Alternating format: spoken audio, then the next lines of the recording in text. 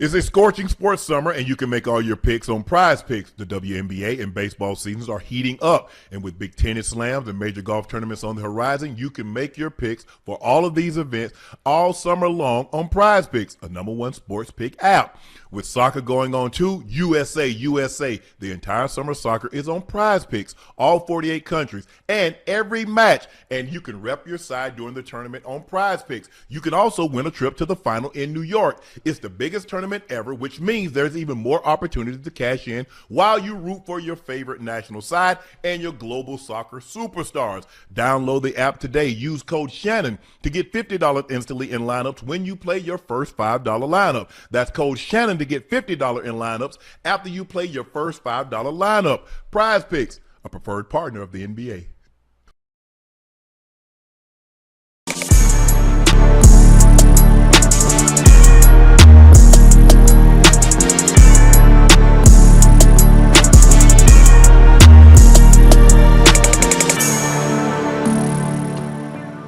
Good evening, ladies and gentlemen, and thank you for joining us for another episode of Nightcap. Well, you know who I am. I'm your favorite Unc. My partner and co-host is from Liberty City. He's the Liberty City legend, the route runner extraordinaire, a Bengals Ring of Fame honoree. He's a former Pro Bowler and an All-Pro.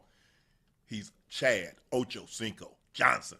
And the third member of the Big Three is from Little Rock, Arkansas. He attended the University of Arkansas. He's a 7-time NBA All-Star from the Atlanta Hawks, the sharpshooting two-guard, Mr. Clutch himself. That is ISO, Joe Johnson. Please make sure you hit that subscribe button. Please make sure you hit the like button and go subscribe to the Nightcap podcast feed wherever you get your podcast from. We would like to personally thank each and every one of you for your eyes, ears, and your word of mouth, because thanks to you, Nightcap has become the success that it's become. And only because of you, we shall continue to grow as we continue to educate you and entertain you. Hey, thanks to you, all things is possible. And to the man above, first and foremost, thank you again for your support and your continued support.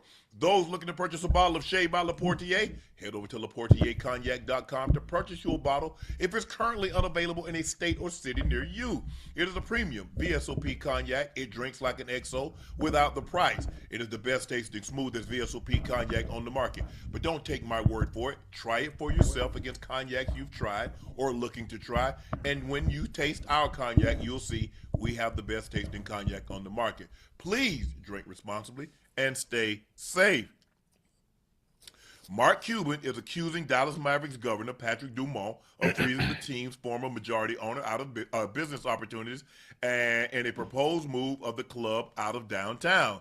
Dallas Morning News reported today that Cuban alleges Dumont has engaged in adversarial business practices in a bid to move the team about 10 miles north of downtown to the former site of the Dallas Mall. Cuban sold majority stake in 2023 to the family of Miriam Adelson and Dumont, who is Adelson's son-in-law. Cuban said he had an agreement to continue running basketball operations, but Dumont gave former general manager Nico Harrison full control of basketball side. Cuban said in the filing he was unaware of Harrison's plan to trade superstar Luka Doncic to the Lakers in a February 25 trade until it was too late to object and called off the trade.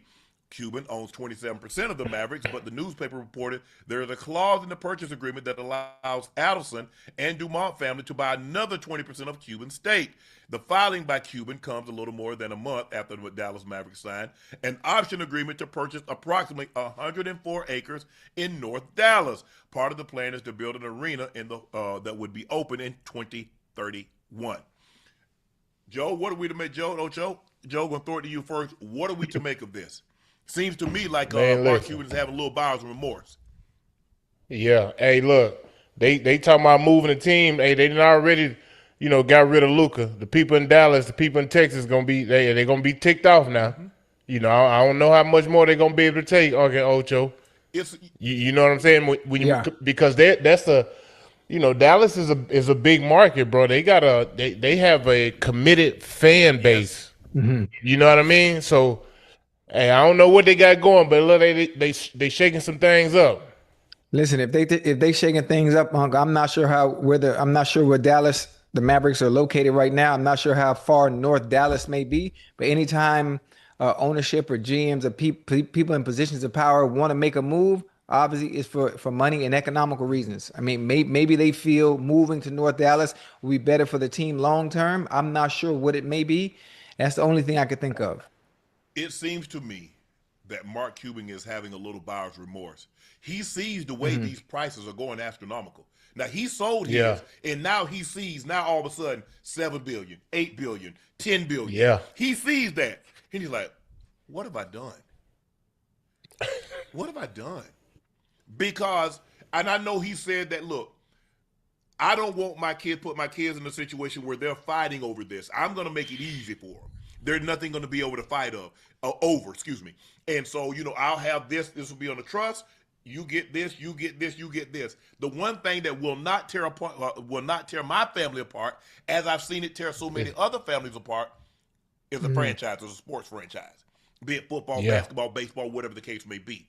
But now Mark Cuban is seeing the way these franchises are going and what the prices they're going for. He's like, damn, Joe, I undersold by $4-5 billion. It's too late. I don't get to sell Ocho my car, and then Ocho paints it like, Ocho, why you paint my car, man? I bought it, damn it. Right. Yeah. But hold on. Now, Mark Cuban, a very savvy businessman with a great understanding of the market, especially the NBA, on how it operates.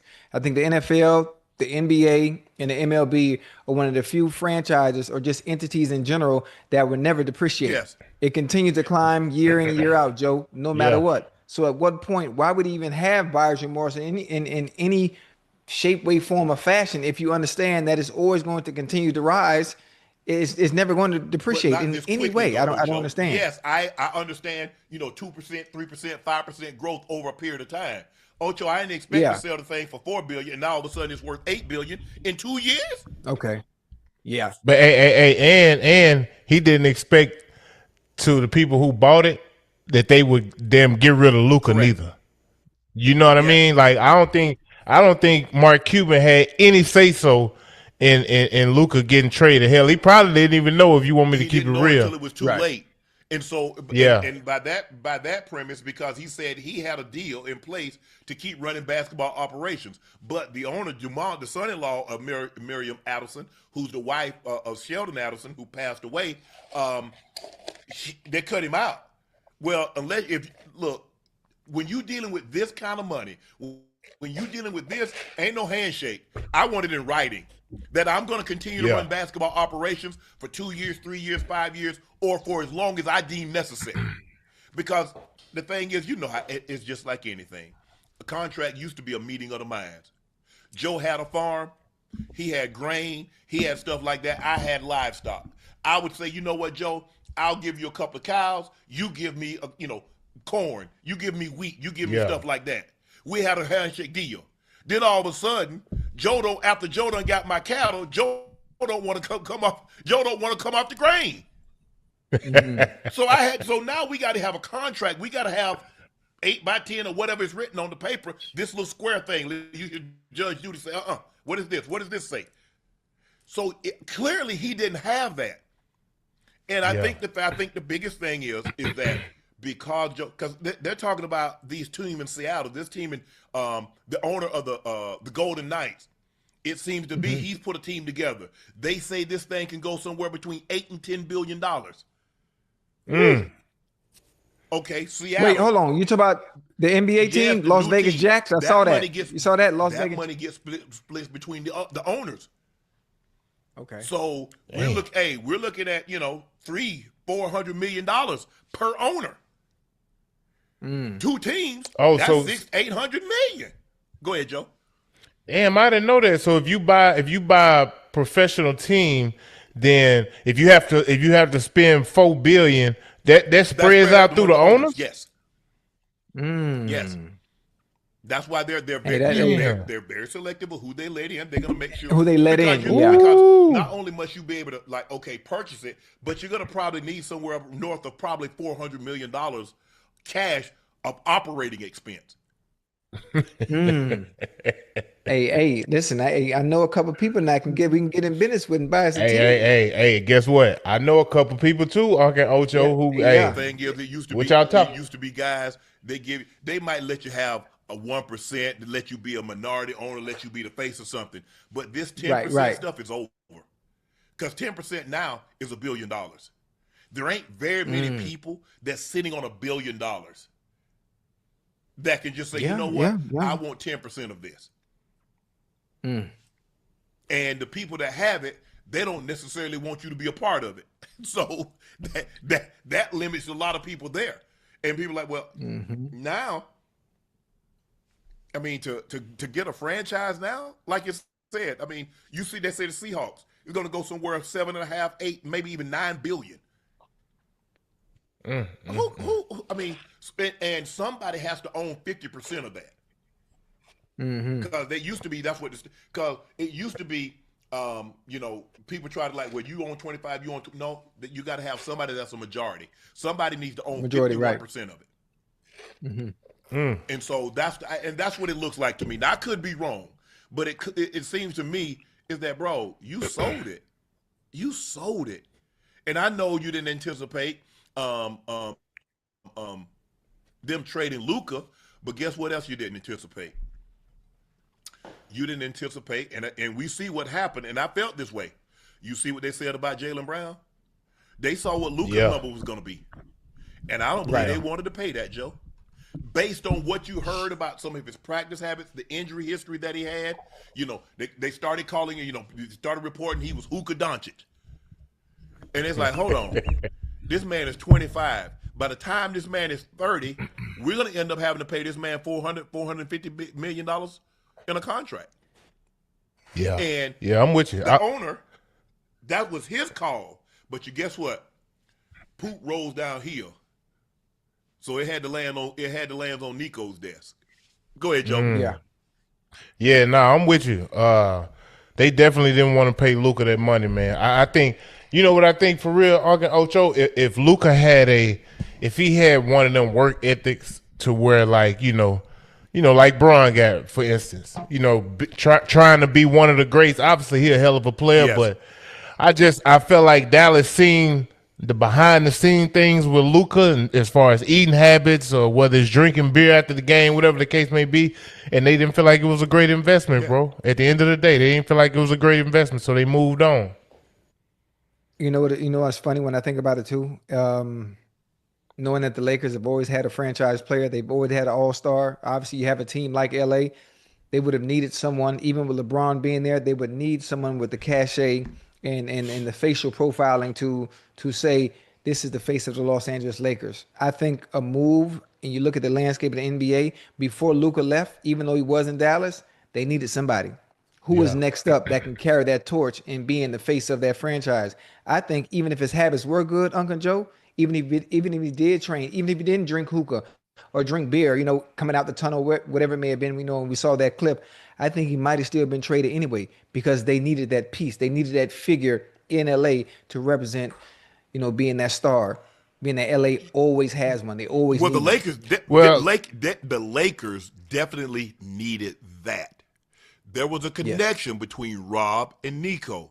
Nico was Kobe's right-hand guy. Rob Pelinka was Kobe's agent.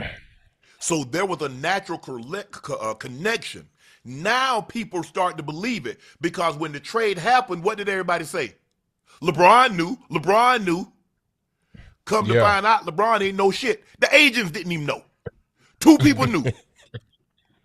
Nico Harrison and Rob Pelinka. It wasn't until the day it was about to get consummated that Jeannie Buss was looped into it. Yeah. Hey, we have this. Oh, obviously she's gonna agree with it.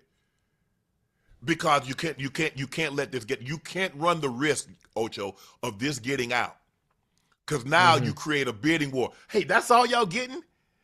Max Christie, AD, and a first-round draft pick? We got this player. Hey, hold up, though. What? Now, hey, Boston Celtics, we got Jaylen Brown and 3 first-round draft picks, unprotected. This team said we got this player, that player, and 5 unprotected. That's a 25-year-old, a 5-time first-team All-NBA selection. He's 25.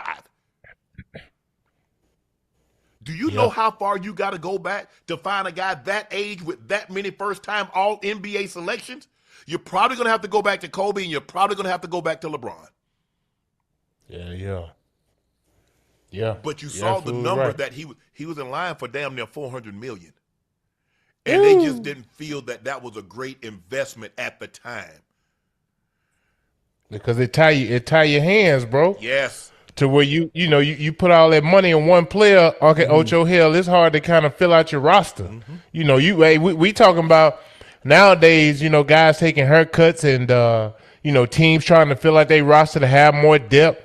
Obviously trying to copy what the Knicks did, but hey man, it's still some guys out here, Unc and Ocho, who can tow the team to a title. Yeah, now. for sure. Yeah. Every team. What I'm saying is, every team ain't gonna have no damn 4-5 guys coming off the bench who gonna be able to contribute like that. I mean, you might have some great pieces, but it's 2-3 of them guys in that starting 5 will be able to get you to where you're trying to go. But You know what, almost, you know what I don't like, like? in a sense, especially when it comes to business, especially these organizations. You think about the players, Uncle and Joe. They work their tail off all their life to get to a certain point where they are of extreme value to a team, based on them being an asset and very valuable entity to whatever franchise they're playing for. And then all of a sudden you tell me, well, you know what, you're too good. There's some things I don't like about you, so we don't want to invest that kind of money in you. Man, that's kind of, is more of a gift and a curse. As good as Luka is, okay, you know what? We're going to find something wrong with you so we don't have to invest this kind of money, even though you're as good as you are. I think the thing is, And that's ass backwards, Joe. Oh, yeah. If that's Steph Curry, you think they doing this? They trading Steph? Absolutely If that's not. LeBron, you think they doing that? No, they safe. That's your answer right there. If I'm spending that They kind of safe. money, it can't be helter skelter. It can't be no junk bonds. Right. It's got to be blue Right. chip stocks. And I think the thing when they started looking at it, they're like, because look, I don't know if it's true or not, but you start hearing rumblings.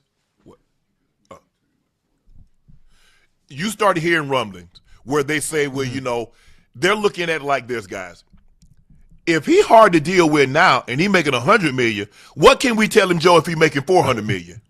How do we get him to move? How do we get him to do certain things? Now, I'm not saying, look, they might just be salting this man up. But I'm just saying, when you're difficult to deal with, and that is a calculated decision that teams have to make when they invest that kind of money. If he's hard to deal with now, Ocho, Yeah, I give you that kind of money. How do I get you to do anything, Ocho? If it's hard for me to get you to do something for $100 million, I give you $400 million, and I know it's guaranteed. Go ahead, guys. But when you think about it, that's why I say the Mavs got cheated, because we never got to see Kyrie, AD together. Nope. We never got to see those. So listen, Kyrie, AD, and Luka, and Kyrie, AD, and Cooper Flag.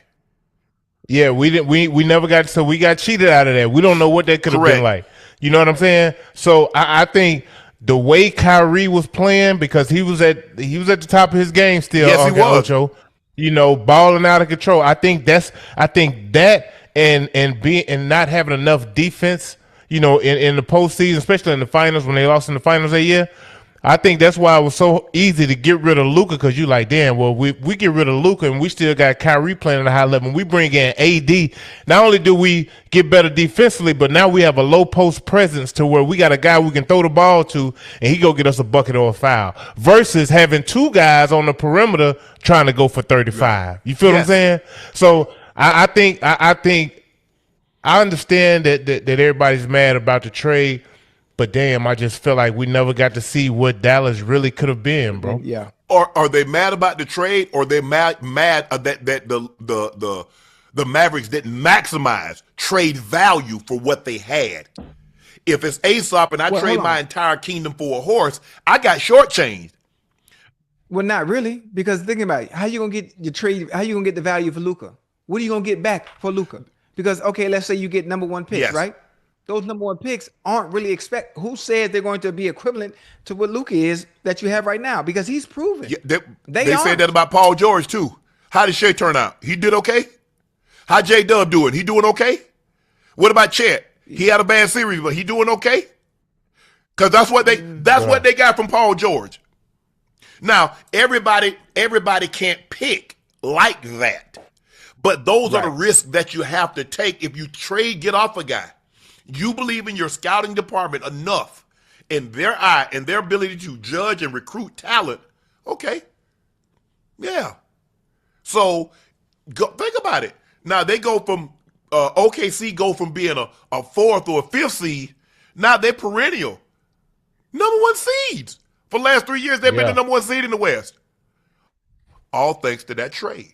And sometimes, look, sometimes you don't get value back. You trade Kareem, you don't get that value back. Or you trade a certain guy, you don't get that value back. You never know.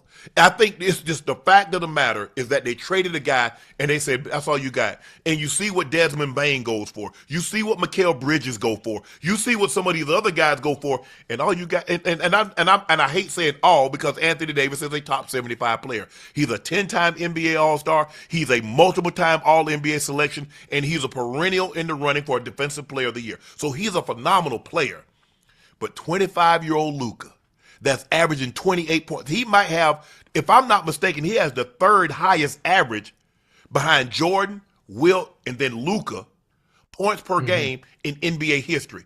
If I'm not mistaken, he has the second most highest points per game in playoff history behind Jordan. So That's crazy. it is, Ocho. It absolutely is. Hey, Joe. Joe, I couldn't be in position to make calls like that. I couldn't be in a position to say who goes and who stays because the eye test, the number test, forget analytics. What am I seeing on the court? Yeah. I'm not letting a player like that go, who's my franchise, the face of my franchise, and he's gonna deliver on the court because he smoked some goddamn hookah. Joe, please. Hey. Come on, man. I think when you look at it, okay, Ocho, you got to understand. AD's biggest flaw is that he was injury prone. And the worst thing for a Maverick fan was for AD to get the ball out of control his first game, Unc and Ocho, 26-12, and then had to leave because he couldn't finish the game because he got hurt the first game. Thing that could have happened. That's the worst damn thing. That's the worst damn thing could have happened. You know what I mean? Yeah. But it happened. And unfortunately, it's been downhill. It was downhill from the Mavericks ever since then. So that's why the trade looks so bad because AD never got to, reach his full potential in Dallas on what it could have been because I thought it could have been a great match with him and Kyrie. And obviously Cooper Flag, but unfortunately it didn't work. So, I think that's why the trade really, really looks so bad because it's like, damn, then you end up trading AD to Washington. It's like, damn. Come on, bro. So now we don't really have. Now we got Max Christie, a first-round draft pick to show for what we get for Luka. But I think the thing that scared him is that Luka injury history. Luka had started to get injured, Joe and Ocho. He had started to miss some games, and we saw that this year when the playoffs. Even in the series that they got to the finals, he had started to limp. So the injuries is like, man, it's. And as you get older, if you don't work out, the injuries go up. They keep you down longer. They do, bro. Because the guys who play big minutes in the NBA, Unc and Ocho, they ain't doing a whole hell of a lot outside of game day. You know what I mean? Like because they play so many minutes, 35, 40 minutes, hell, that's what's going to keep them in shape. Now, what you got to hope is that they have a great work ethic, eating habits, things of that sort to kind of keep the body in great shape. But if you don't, bro, this is kind of what you're dealing with. But in hindsight, for me, I feel like Dallas got lucky here. They got the number one pick right there. Got Cooper Flag. Same thing with New Orleans. When New Orleans traded AD, what did they get? Zion. Yep. Damn. Hey, he's going to be the next one on the move, by the way. Yeah, for sure. Who that? Zion. I know Joe Dumas don't want to get up out for him, but it's about time, bro. Hey, boy, he nice, Joe. Got to put him with nice. But listen, when he healthy, oh my goodness. But that's what you want. If you look at the grades, you look at like Jordan. Jordan broke his foot in his second year. Then after that, Jordan was relatively healthy. Jordan was playing 80 games for like the next. I mean, obviously he took that time off after the 93 season, so 94. He was there and then came back halfway through 95. And then he played all of 96, 97, 98. And then he's off for a couple of years. And that's what you want. I mean, you look at Kobe. Kobe was relatively healthy his whole career until when the injury started, man, they just started piling up. You know, he tore his labrum and then he had the Achilles and he started dealing with, you know, he just started dealing with a plethora of injuries. But that was like year 13, 14. Yeah. You look at LeBron. LeBron didn't get injured basically until he got to L.A. That first year where he tweaked his groin. But you got to realize LeBron was in year 16. Yeah. So, and that's the thing. When you invest that kind of money, man, you just are ROI. You want your return on investment, and you never know. And like you said, Ocho, a lot of times when you trade a guy like that, you don't know what you're going to get. I mean, sometimes it's a pretty good trade-off. The Rams traded Jared Goff, and they get Matthew Stafford. I think it's been a great situation for the Rams. It's not like, but Matthew Stafford was always this. He was just in Detroit, and people just like he's throwing for a bunch of yards. People don't realize Matthew Stafford threw for over 5,000 yards and 40-something touchdowns. That might have been 2011 or 2012. Chad, go back and look it up. Yeah. And the man didn't make the Pro Bowl. Yeah. The boy got a cannon, boy. Listen, that's a safe trade, huh? That's a trade where you know what you're getting. So you're not even hesitant on a trade like that to let Jared Goff go, and we're gonna put Matt Stafford over here with the weapons that we have. Yeah. If he can do what he was doing in Detroit in a really not a winning situation, and we put him over in LA, what you think gonna happen? But guess what? When I put him in LA, guess what I bring with him? What's that? EX, PEC, TA, TION. Expectation. Expectations. The expectations in Dallas and in Detroit is a little different than the expectations because guess what? We got to the Super Bowl with Jared Goff. Not only are we expecting you to get us there, we're expecting you to get us over the hump. Hello. He delivered. What did he do? Like Amazon. He delivered. He did, Ocho. like Amazon. He did. He did it. So, look, that's just my Chad. I don't know what y'all think, but I think a part of me thinks Mark, and I love sitting down because he's a very, very smart guy. He loves basketball. He's one of the few owners he ain't up in the box. He was the first one doing what you see the guy from the Clippers do. Mark Cuban was doing that way back when. Yeah. He was doing that with Steve Ballmer. That was Mark Cuban way back then. Yeah. Mark Cuban running on the Mark Cuban. David Stern stayed in Mark Cuban's pockets. Hey, let me get 500 out of that. Let me get a 250. Let me get 105. Hey, that's like giving my kids $2 here. Here, you can have it. Hey, Cuban wasn't messed up about nothing. That. He called the official. He was talking about the officials was terrible and all that. But Mark, I mean, I think part of you like, man, I sure wish I'd probably waited a couple more years. Stephen Curry says he's been texting LeBron as the rest of the NBA world awaits his free agency decision. We've obviously talked. He deserves all the patience and space to figure out what he wants to do with his career as it winds down. We all understand and appreciate that. I would love to play with him, and hopefully that would be a reality soon. But hold on. Hey, what happened to this notion that we hear some of these, nobody wants LeBron? Did you see the clip where they tried to prank Giannis? And somebody he had signed with somebody else. And Giannis said he did. Let me see. But nobody. Let them tell you nobody wants LeBron. But you have to understand, that nobody wants to play with LeBron. That's coming from the outside. No. I ain't saying nobody wants to play with him. They're making it seem like nobody wants him. Like Golden State really doesn't want him. Miami really doesn't want him. Cleveland really doesn't want him. Philly really doesn't want him. No, they can't. You know better than that. They can't pay him his true value. Nobody has $50 million to pay to a 42-year-old. And they're not going to pay that. But this notion, what we were hearing, Joe and Ocho, nobody wanted him. Oh, there's no market out there for him. Are we serious? Right. Yeah. That's a bunch of bull. That's a bunch of bull jive. You know, anybody with common sense, anybody with any basketball knowledge, even if you're not really a fan of the game, you know that LeBron has value based on what he was doing in LA. Even though he was the third option. And then when Luka and also Reeves went down, seeing what LeBron did and being able to carry a team at 41 years old and still be able to operate, efficiently at a level offensively, obviously somewhat of a liability defensively because he can't sit in the chair like he used to. He's extremely valuable, but obviously going to a team where he doesn't have to do much except facilitate. And when I want to pick and choose the moments where I want to score, he can do that.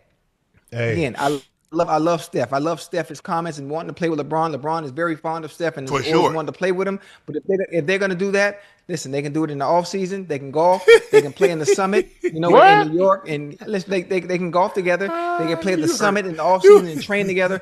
But as far as competing, listen, hey Joe, as far as competing at the highest level to contend for a title, this ain't the time. This ain't the time for like a goddamn reunion. Why? What do you mean? Why not?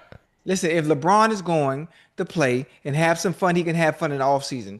If he's going to play, going at 42 years old, the expectations are through the roof. He needs to be on a team where he can conduct himself in the right manner, where it's not that much pressure on him, and all the pressure going to be on the others around him. It won't be a bunch of pressure on him in Golden State. Listen, he's playing in the West, Joe. I know, but you got to relax, slow down, Turbo. You got to hear me out. Think about it. Two of the greats, obviously on their last leg, their games complement one another. Their games complement one another. Okay. Steph he gonna open up the floor for Bron just as much as Bron gonna open up the floor for Steph to get wide open shots. Personally, I wouldn't mind seeing them in Golden State, Unc and Ocho, because of the fit. Because both of them, it's not like. Obviously, if you go to Miami, that'll be good, Ocho, but it's not like that. It's not like Giannis and Bron because both of them kind of need the ball. You know what I mean? Steph don't really need the ball to be effective. Bron can facilitate. They play great team defense. Hell, they ain't got nobody really sliding them puppets like that outside of Draymond who going to really sit down in that chair and guard. But I think collectively that unit that they trying to build in Golden State, Ocho, I think that it'll be must-see TV, bro. No, not at all. Not at all. Who they got on defense? Just Draymond, right? You got to take your heart out of it, though. You got too much emotion. Listen. My heart is out of it. So basically, you're putting yourself back in a Lakers situation with just the best shooter of all time. That's all you're doing because can't nobody play no damn defense. For what? Then you got to deal with the Spurs. Then you got to deal with the Nuggets. Then you got to deal with hold on, what's my other team? The Thunder. Guess what? For what? It looks on paper. It looks cute. Yeah. Them teams got to deal with them too. Huh? Them same teams you hollering about, they gonna have to deal with Golden State too. You act like Golden State gonna be the G League team. I mean, but they hey Joe, we come on, man. We talk about players on their last leg, even as great as they are. They're gonna have to do too much. They have to exert too much to be able to compete with them young boys, man. I don't think so. I'm sorry, I don't think so. Yeah, y'all don't listen to me. Okay. I don't think so. I think they have enough guys to work collectively as a unit, bro. They'll be effective. Meaning they'll be probably a top 5 team in the Western Conference. And they got Porzingis that can protect the rim. Porzingis. The only thing that concerns me about him is hey, hold on. The one that was with the Celtics? That the one that's always hurt? Oh yeah. Mm-hmm. Oh, okay. Yeah. Okay. So, look, Joe, I said it from the beginning. For me, the best fit for him, he's going to have the ball in his hand all the time, is Golden State. Yeah. Because like you said, Steph doesn't lead the ball. That's why he and Steph look so good at the Olympics. That's why Steph, and KD look so good at the Olympics. Because Steph and KD don't need the ball. LeBron is going to look at LeBron finding wide open. KD wide open because Steph is running around and you got 2 guys go with him and now somebody boop, dunk. I think and what's underrated, Unc and Ocho, is that Bron's high IQ for the game. That's so underrated because he will use Steph, Draymond, whoever else he got around him, he will use them to his advantage, bro. I think that'll be a good fit, but I also think it's a few other teams that'll be a good fit. So hey, listen. Bron IQ is probably better seen, but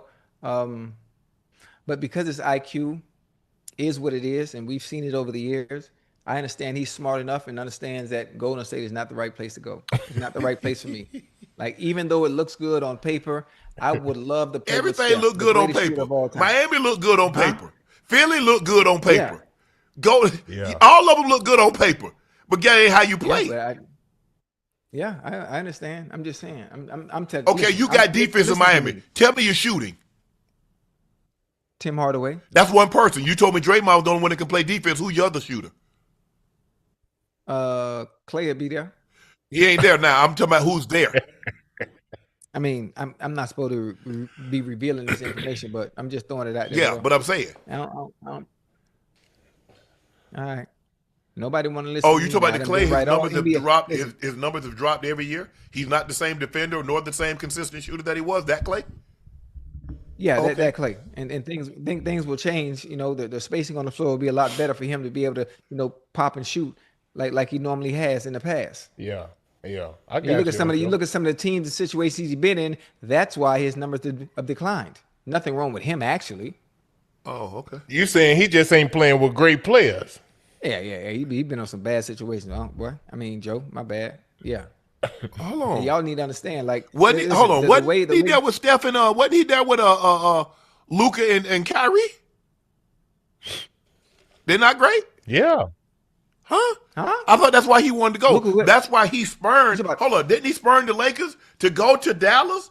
Because Hold on. And when he was in Dallas, you talk about when Luka was Yeah. there. Mm-hmm. Did you see the numbers? Did you see Luka's usage rate when he was there? Huh? Whoa. He wasn't even able to shoot the ball as much as he wanted to. Whoa, see? What are we talking about? Now is you. Hold on, Now is hold on. Luka's Let me usage rate. hold on. Let me show you. I got ball knowledge. I'm Okay. ready now. Come So on what now. was his excuse in Golden State? Wait, what happened in Golden State? You mean the Golden State, the Splash Brother? Yeah, Golden State? yeah. That Clay? What happened? There wasn't nothing wrong with him now. Oh. Yeah, it wasn't nothing wrong with him. Yeah, he was. What? Huh? So why they get What you rid of talking him? Why they get rid of him then? The same reason they get rid of everybody else. Why Luka get rid of why the Mavs get rid of Luka? No, that ain't the same reason. Huh? Hey, No, listen, Luka leading the league in scoring. That ain't a compelling argument. Hey. You do realize Luka had 73? You saw that game. Luka had a 60-point triple double. Now they ain't get rid of the same reason. Listen to me. Take your time now. Take your time. Why did they? We know ball Yes. now, right? Yeah. Why did they get rid of Clay? His numbers had started to slip. Yeah. That's it. That's it. That's it. what we going Because with. here's the thing, Ocho. If your numbers start to slip, I can't pay you what you think you're worth. I can't pay you. See, Clay was thinking they were going to pay him based on what he had done, not what I'm paying you what I believe you can do. So think about it. What Clay didn't understand is that when Clay tore his knee, Yes. they waited. And guess what happened the next year? He tore his Achilles. Talk to me. They waited. Yeah. They didn't reduce his salary. So for 2 years, Clay gave them nothing on the card, and they paid him. I can't pay you, but yes, we appreciate you helping us win those 4 titles. We could not have done it without you. But now I've got to pay you a salary based on what I believe you will do moving forward. You know how this thing works. Yeah. Yeah, I know how it Hey, works. we all been there. You with Cincinnati, all them Pro Bowls, all them All Pros that you had made. Now all of a sudden, yeah, hey Ocho, hey, we love you, very entertaining, but we don't believe we can pay you that $7 million that you deserve, that you've earned, based on where you are now in your career. That's how they do. Yeah. You know it. Yeah, I don't like that. I don't like this. I was at 12, but go ahead. Okay. Go ahead, Well, hey, that's how they do. Yeah, it's cool. But listen, I understand y'all don't appreciate Clay the way I do. But I'm we gonna appreciate him. He's one of the great shooters of all time. Hey, listen, when he down here, he's the second greatest shooter of all time, actually. The second I greatest. don't know. I think I might take when he's that. down here in Miami. That's me personally. When he's in, listen, when he's down here in Miami, and he lighting shit up at the Kaseya Center. Y'all remember exactly what y'all said. Hey, Ash, make sure you clock this and remember this date. For me, I would take Dame because the problem is that we see Clay's numbers when Steph is not on the court. Steph is the greatest shooter because he's been the central part of the offense. Clay has never been the central part of an offense. He's been great, but he was never the main focus. The focus has always been Steph. Dame, even though when he had CJ, Dame was the focal. And that's why that's why I normally give guys that were the focal point of the offense. Like Ray Allen don't get enough credit. People don't realize how great Ray was in Seattle and Milwaukee. Shit. Y'all just look at Ray in Boston. Y'all look at Ray when he went to Miami. But y'all better go check Ray Allen when he was in Seattle and Milwaukee.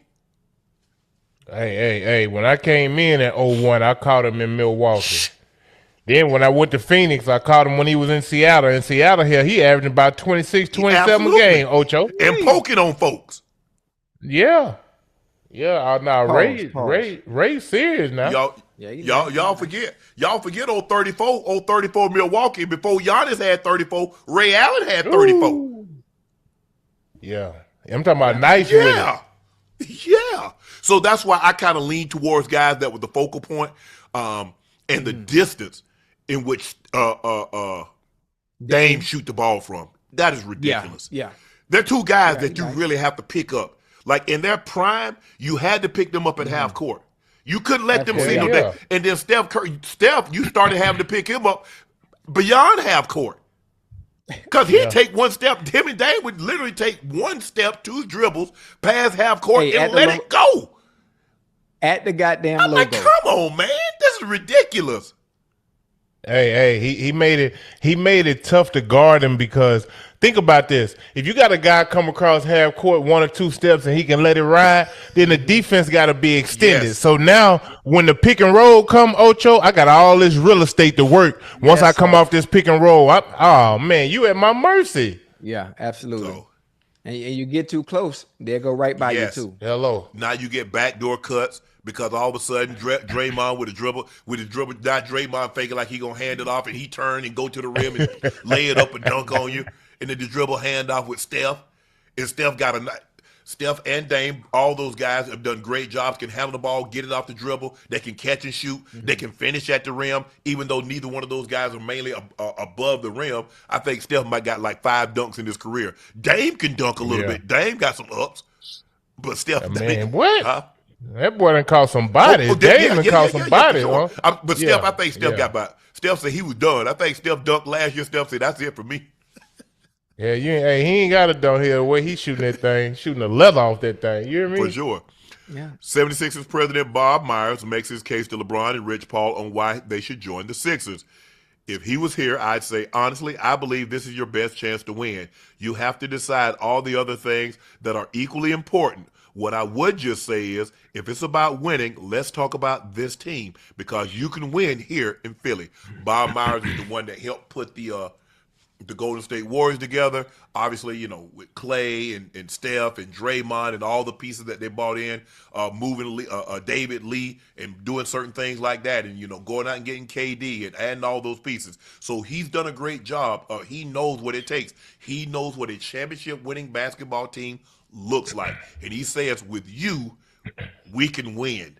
And we can win big if I am listening to him and hearing him correctly. Joe, what do you think, Bob Myers? Because he was talking to, if I'm not mistaken, I think he was talking to Rich Paul on him and Max's Kellerman show.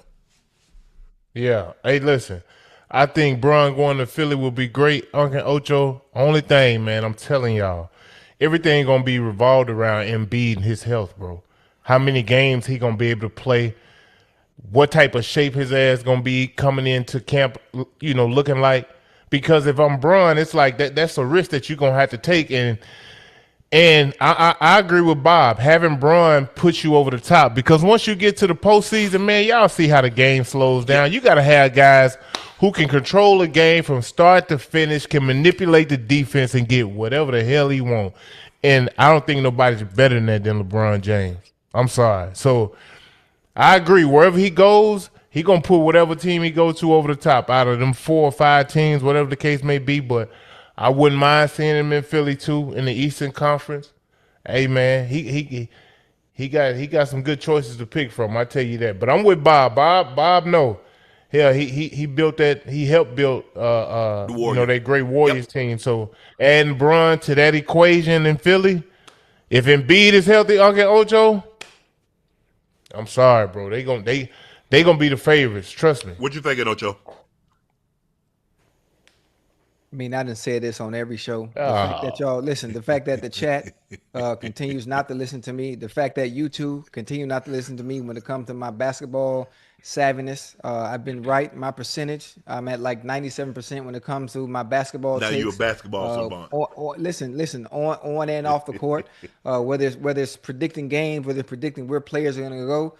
The fact that y'all still question my knowledge at this point with the success that I've had on this show is beyond me. listen, I respect all the opinions, the points that you guys are making on LeBron going to these teams and how he improves them exponentially is taken into consideration. But again, the best fit for him is still in Miami. With him being able to do what he liked to do and having the ball on his hands and being able to facilitate, being able to dictate when he wants to put himself into a game and when he wants to turn it off. When he wants to turn it off, having Bam and having Giannis, along with the other complementary pieces that Pat and Mickey Arison are going to provide for him in Miami, is the best fit for him. Listen, chat, I'm not sure what's wrong with you guys that are not agreeing with me, but I mean, Because they say you might be biased. Me? No, you. No, I'm not biased. I'm listening to both of you. Both of you made No, some great I'm saying points. they're saying you're biased because you live in Miami. Obviously, you want what's best. You are Miami native. You want what's best for the Guppies. You want what's best for the Heat. You want what's best for the Marlins. So they're not. They're like, if you take your fandom out of it, is that really what is the best for him? Yeah, my fandom's not in it. My fandom's not in it. I'm understanding LeBron is on his last leg, huh? Listen, you want to go out like them and Louise. You want to go out going off that cliff, riding off into the sunset. And if you want to do it the best way, we the only place that got the best sun. Huh? All right. Where else is there? What better place if you talking about, the sun and sand like that, I get all that. But I'm not so sure based on, and like Joe said, Embiid is the key factor, because can he give us 65, 70 games? I don't know. That's a lot of games. When is the last time? My thing is, Joe, it's not so much 65, 70. I'm talking about with playoffs included, because he give you 65 games in a regular season, and then he only give you 5 in the postseason. That don't do nothing, because you saw what happened. You saw what happened last year. Yeah, he missed them. Yeah. So, that's why I say, go ahead. You gotta, you gotta see where his mind at, bro. Is he willing to take his body through the vigorous, schedule of training and really, really coming into camp in shape? That's the main thing, bro. You can't use camp to get in shape. Not Ocho. now. Yeah. You know what I mean? You gotta, especially. I'm speaking of championship caliber teams, because they come in, they ready to hit the floor and get going, bro. Yeah. We ain't got time to be waiting, catching up. Bron gonna come in looking like a boxer at 42 years old. That man finna come in. Listen, he feel like he gonna have a point to prove. JB gonna have a point to prove. That's the only thing, Unc and Ocho. You think about it, because you got Maxey and Edgecombe. You don't want them to get lost in the sauce along the way, because you don't want to stunt their growth. Right. You know what I mean? So that's another thing that you got to take into consideration, because them boys need the ball now. Especially Maxey. Because when you give the ball to Maxey, you look at the way Maxey plays when Embiid is not in there and he has the ball, and look at the way he plays when he has the ball and Embiid's in there. So now you add another guy to that mix. You add another guy. Same thing. If I'm not mistaken, I think Maxey, when Harden was there, he couldn't be. The best thing that happened was they turned it over to Maxey, and you see him grow. Look at his numbers. The moment they got rid of Harden, because it's hard enough. You got Embiid, you got Harden, and then Maxey the third option.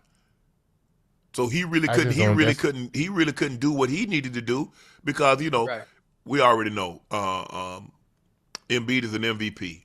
He got to get his touches. It is what it is. Harden is an MVP, and Harden is best when he has the ball in his hand. Yeah. And it wasn't until they got off Harden that we saw what many believe Maxey could be. What he currently is, a phenomenal player, but he needs the ball. I want to see him go to Golden State. Hey, that's why it seems like Golden State and Miami are the front runners, because Cleveland, Donovan and James Harden gonna need the ball just as much as Edgecombe and Maxey is gonna need it in Philly. See? Too much confusion, man. Yeah, he'll be able to kind of just play make and kind of float. Ocho, he go to Miami or Golden State. I ain't gonna lie to you. Everybody need the ball over there in Philly, huh?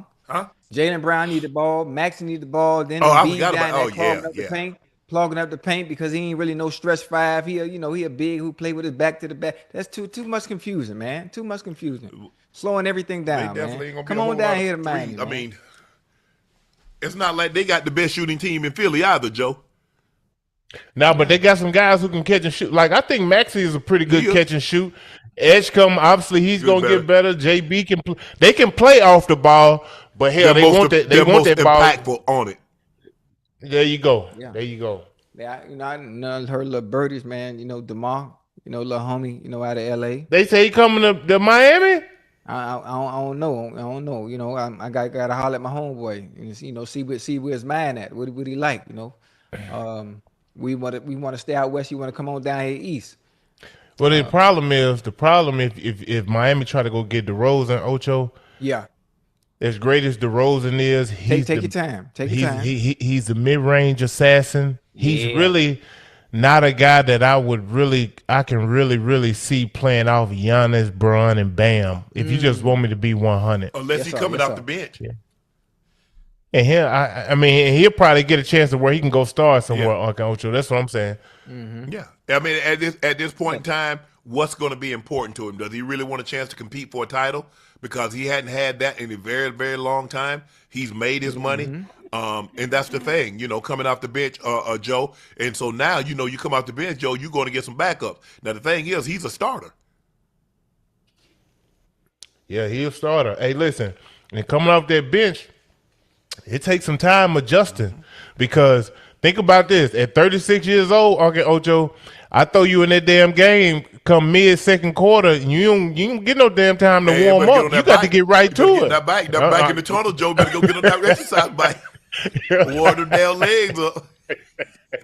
I'm telling you, it's different coming off that bench, boy. Hey, it's a little different. I'm saying it's different coming off the bench when you've been starting pretty much your whole career, and every team you've been on, they've kind of played through you, and now you're going just to be a small piece of a puzzle. It takes some adjusting. So you ain't lying, Joe, because I remember they put my homeboy in the game, Lee.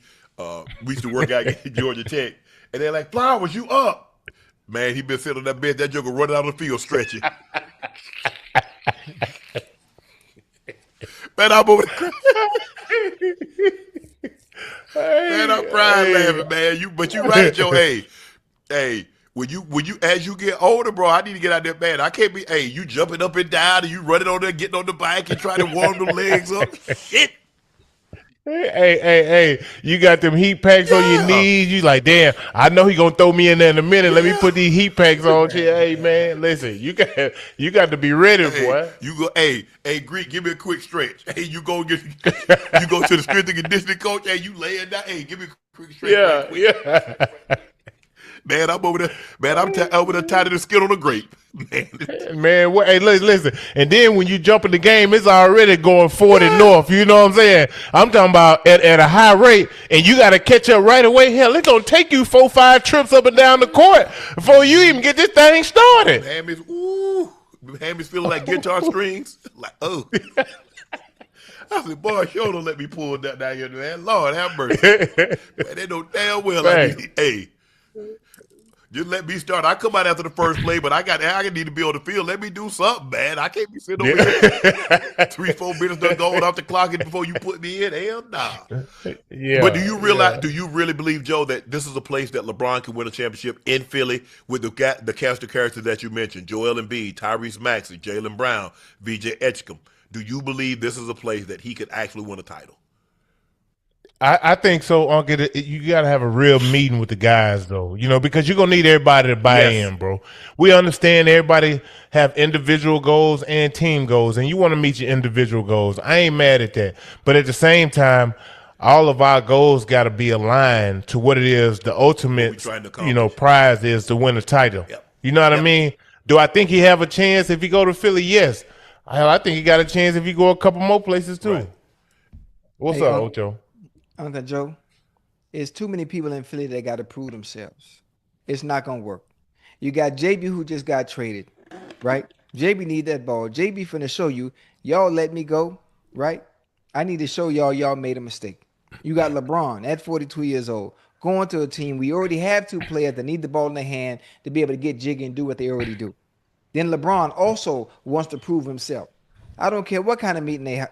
What kind of meeting LeBron hold with them. Too many people have to prove themselves, and too many people on that team actually need the ball in their hands for it to work. You don't think Giannis wants to prove himself? You don't think Bam wants to prove himself? You don't think if they get Clay, he wants to prove himself? So where can he go other than Golden State where guys don't have to prove themselves? They got to prove themselves over there, No, they don't. Yeah, they do. Steph is already proven. But so is Bam. So is Bam and Bam ain't proving Giannis. nothing. Bam ain't won no title. Giannis got to prove now. They gave up what they gave for him. He's got to prove he can win a title. That's why he went to Miami. He felt he could. His best chances were because there's two teams that he's willing to sign off on: Boston and Miami. Boston offered 2 years. Miami offering 3. So where is he? Harden and Donovan Mitchell got to prove something. Evan Mobley got to prove something. So I'm trying to figure out again. Where can he go other than Golden State? They ain't got to prove nothing. Yeah, they do. So what they playing for if they ain't got to prove nothing? It's a difference. So let me ask you a question. If Steph don't win another championship, that change the way you look at it? No, absolutely Why not? Why? Huh? Because the team he's around, they suck. They ain't finna win another title. So now you go to Philly. You say they got to prove. So what does JB have to prove? That he can do the same thing he did when he was in Boston. What does Maxey got to prove? That he can still play at a high level. Now that he got the ball in Harden. What about Embiid? He prove he can stay healthy. Okay, now let's go to the other team, Cleveland. Who need to prove something over there? Oh shoot, Donovan Mitchell. And hold on, he definitely get the ball because you saw what he just got paid. But go ahead. Next. What about James Harden? Oh, he definitely got a lot to prove. Not in the regular season, but in the postseason. What about Evan Mobley? Hey, that's young bull that played the 4, huh? Yeah. Yeah, he nice. I like him. But he got to prove something, though, don't he? Because you saw who he was late. Okay. Boy.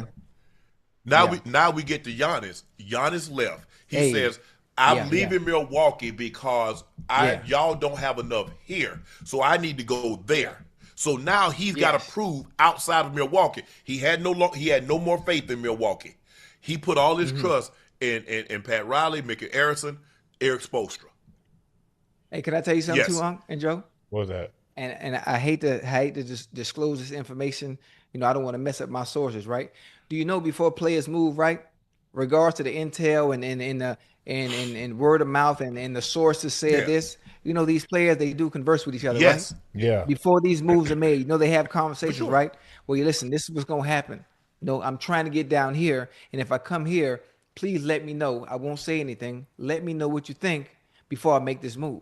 But I'm just trying to figure out. So you don't think, you think, listen, Giannis and Bam and LeBron have had conversations, understanding the landscape on what makes the most sense for everybody in its totality? Yeah. While we sit here and have conversation and dialogue on where he might go or what's the best fit and what do you no. Everything is already in place. LeBron already knows where he's going. He already knows where he's going. But this is what I like about being in a position of power where you control everything. You know how Aaron Rodgers does? Yeah. Always have everybody on pins and needles, waiting to see what he's going to do. We want to know, is he going to be our quarterback? Is he not? LeBron is in a position to be able to do the same thing. I don't think he know where he's going yet, Ocho. I'm telling you, Joe, he know. I don't think he does either, Joe. We talk about a strategist, huh? Someone very methodical in all the moves that he's made all his life. He knows where he's going. I think he got obviously he got some options, but I think he kind of weighing them right now, meaning like he wants to know, okay, if I do sign him, who the hell else? I think there are pros and cons about everything, Joe. I agree with you. Yeah, like who the hell else y'all going to get if y'all get me? You know what I mean? Because the roster still got to be filled out. Oh yeah. Oh, it's gonna fill out. It's gonna fill out like a BBL. Don't worry about it. You know what the thing? Like if you go back and look at LeBron, he kind of like, with the exception of the Lakers, that was the only unknown that we've ever seen him go to. When he went to Miami, what did he know? He came in with Bosh. He knew D Wade. Mm-hmm. He goes back to Cleveland. He had already been to Cleveland.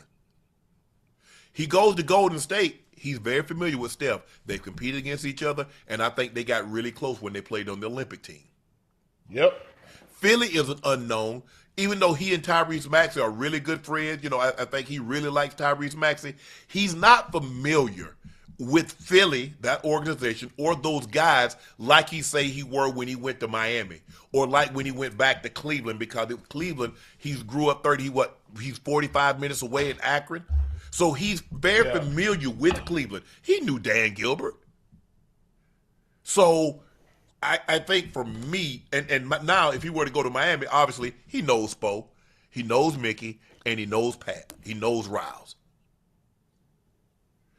He doesn't. He played on the Olympic team with Bam this past in 24 in Paris.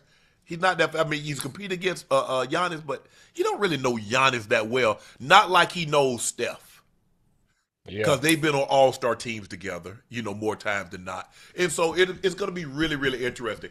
I think Ocho. I think he know. Look, Miami. Look, we know the teams. I don't think nobody else is in the running. I don't think anybody else is called Rich. I think Philly believe they have a chance. I think Miami believe they have a chance. Cleveland believe they have a chance, and Golden State believe they have a chance. Let me tell you, if Bron and Steph want to play together, they're gonna play together. It won't be on the same team. It'll probably be at the All-Star game. Well, it won't be at the All-Star game because Steph will be in the West and LeBron will be in the East. Hey, well, listen, they might be on the same team, but they're gonna play together, just on opposite teams. That's exactly where it's gonna happen. Well, you heard Steph. Steph say he been calling the man. They don't let them get on the golf course together, Joe. Because a lot of deals been made on the golf course, Ocho. Oh man, you know what? That might be the separator right there. See, y'all don't understand. See, Steph playing the game with LeBron. He feeding that information out there to keep everybody in confusion, as if he doesn't know where he's going. Listen, I'm trying to lure him over here. Steph know where the hell he going. Draymond know where the hell he going. Huh? This is all. It's all about the mystique, Keep everybody going. Keep everybody talking. It's a good thing. Yeah, I know. See, I understand the game. Y'all just ain't peep game. Right. Oh, okay. Yeah.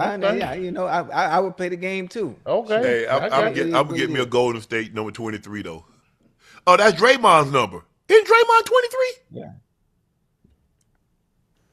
Is he 23? I don't know. I know he wore 23 in college. I think Draymond is 23 with. Hey, but check. You think Bron gonna go? He'll go to a different number though. I think he gonna go to a whole new. Yeah, number. I forgot. You can't do 6 anymore because it's retired around the league. That's Mr. Russell's number, so it's retired. So he got to go. I guess he got to get 9, his Olympic number, or the number that he wore in football and high school. 7. He wore 9. No, but now okay. Oh, his Olympic number was 9, and his football number was 9. Okay. Hey, chat, swear they know everything, man. They swear just because they got degrees and stuff. They swear. What they talking about? Since y'all know everything, hold on. Since y'all know everything, what's the difference between a sock and a camera? Huh? Yeah. How about that? Since y'all know everything, what's the difference? Hey, Uncle Joe. Joe. What's the difference between a sock and a camera? A sock? Yes, a sock. And a camera? A camera, yeah. I don't know, Joe. Well, I'm gonna tell you, one takes 5 toes, the other takes 4 toes. This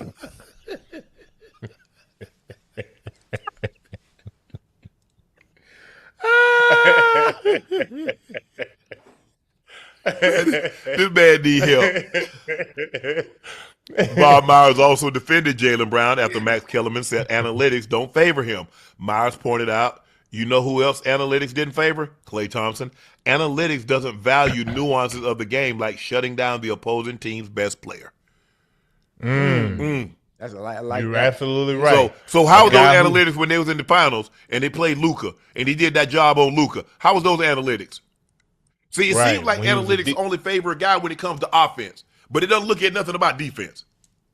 Yeah. Okay. I'm glad he said that. So I'm glad they do tap because the nuances of the game, Ocho, momentum, that's a nuance. Yes. We just turned the ball over. We lost momentum. They've scored this many points.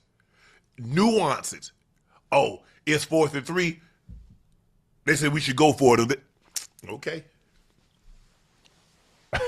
Okay. But I'm you know what? I'm glad Bob Myers, because I don't damn need analytics, man. Well, I'm more of an eye test type of guy myself, Joe. I mean, I understand. That's what I'm talking about. I think analytics. I think they're it's ruined the game a little bit. It has, Ocho. It really has. because people put so much value in, and they look at Pro Football Focus and they look at all these numbers. I mean, Pro Football Focus might not like Jerry with all them shallow crosses and dig routes he was running. Hey, What your eyes tell you, man? Yeah. What your eyes tell you? It's the best thing. And there are other measurables that analytics can't measure. You're right. You're absolutely right. Yeah. And that's how I'm looking at it. But Clay, look, Clay, and give Jaylen Brown credit, because he's taken a lot of times the best team, especially if he is a 3 or a 4 or even a 2. He's taking the best and still giving you the production that he's giving you every night. That's got to mean something. Man, he taking the toughest offensive assignment every night, bro, and still coming out getting 28, 30 points. Come on, man. Yes, that's got to mean something. Oh, but here's the thing was, it's like, well, let's just say for the sake of argument, and they talk about his analytics that they were up through the roof. I think he was top 5, maybe 2 or 3, whatever the case may be. If his analytics, if his usage rate was 16, like it was with Jason Tatum, are they the 2 seed? Are they even going to make the playoffs? Yeah. So my question is, Joe, who else you want to have the ball other than JB? Quater? Hauser? Pritchard? Derek? Go back and look at y'all. Better go back and look at Derek White's numbers against Philly. Go look at his numbers. You want him with the ball in his hand? If JB doesn't do what he does, they're not making the playoffs. But it was a blessing and a curse. Mm-hmm. You're like, oh, I can do this. Ain't no turning back. Man, hey, you heard him. Man say he felt like he came off his best season. Ain't no turning back. Most fun he had. I think that was the coup de grace. Yeah. When they heard him say that, this is my best season. I ain't trying to go back and have seasons like I had before. I'm trying to improve on this. I had 29. Yeah. I'm trying to get 30, 31. And they're like, well, how is this going to work with JT? And then they use everything. This man going to say the usage rate and 2 players. You about to sign Giannis, who usage rate is high as JB's. Guess what? So Giannis and JT, same high usage rate. Guess what? 70% of your cap tied up in 2 players. Yep. But that wasn't going to be a problem. Just say, look, guys, hey, he can't say that. But we know. You can use that, but we know it was more to it than that. Yeah. Jaylen Brown reveals he's cousins with A.J. Brown. Take a listen to this, guys. What's crazy is that there's no such thing. We're cousins. Oh, wow. Really? Yeah. Oh, wow. I didn't know that. My grandpa just told me. Wow. I think we're cousins. I don't think he know that either. Wow. His grandfather's brothers was my grandfather. That's why. Crazy. That's why. Damn. Hey, that's dope. One man. guy shipped to Philly, the other guy shipped to Boston. Yeah. I was just gonna say that. That's dope, boy. That's dope. Damn. That's dope. Hey, I need to look up my hey Joe. We might be related, Joe. Hell no. Oh, y'all freaky cousins? Oh, freak. Nah. Hey, Joe. Hey, let me check my ancestry tree, Joe. Yeah. Ain't no damn way, Joe, boy. the Johnson boys, Johnson and Johnson. Yeah. That's what they call them, Johnson and Johnson. Yeah. It's a different. I'm a different Johnson from Ocho. Ocho, same boy. No. Hey, Joe. We cut from the same cloth, Joe. Hey, they on the same Chad. They on the same tree, just different limbs. They on the same tree. Hey, that's it. Hey, I got some people down there. I told you about in Chad. They trying to bamboozle me, Chad. Listen, hey, look, I like you. I think you're a cool brother, and hey, but you got some tendencies that I don't really know, bro. I had to watch out for you sometime, Hey, man. Joe, anything you see me do is not tendencies, man. This is just me. This is who I am. Joe like that too. Oh, He don't okay. want us to know. Yeah, I know. Hey, he's shy, Unc. I don't know why. You ain't know. If you a Johnson, you supposed to be wide open with it like me. He is. No. See what I'm saying? That's what I'm talking about. See, that's why I say it's some different type of Johnsons. Hey, and Joe, me and hey, you two Joe- totally different type of Johnsons. No, Joe. We the same Johnson in Little Rock, Arkansas. So you kind of shy. You shy with it. Me, Now, I I'm ain't- that's from the Miami, problem. Joe. Yeah.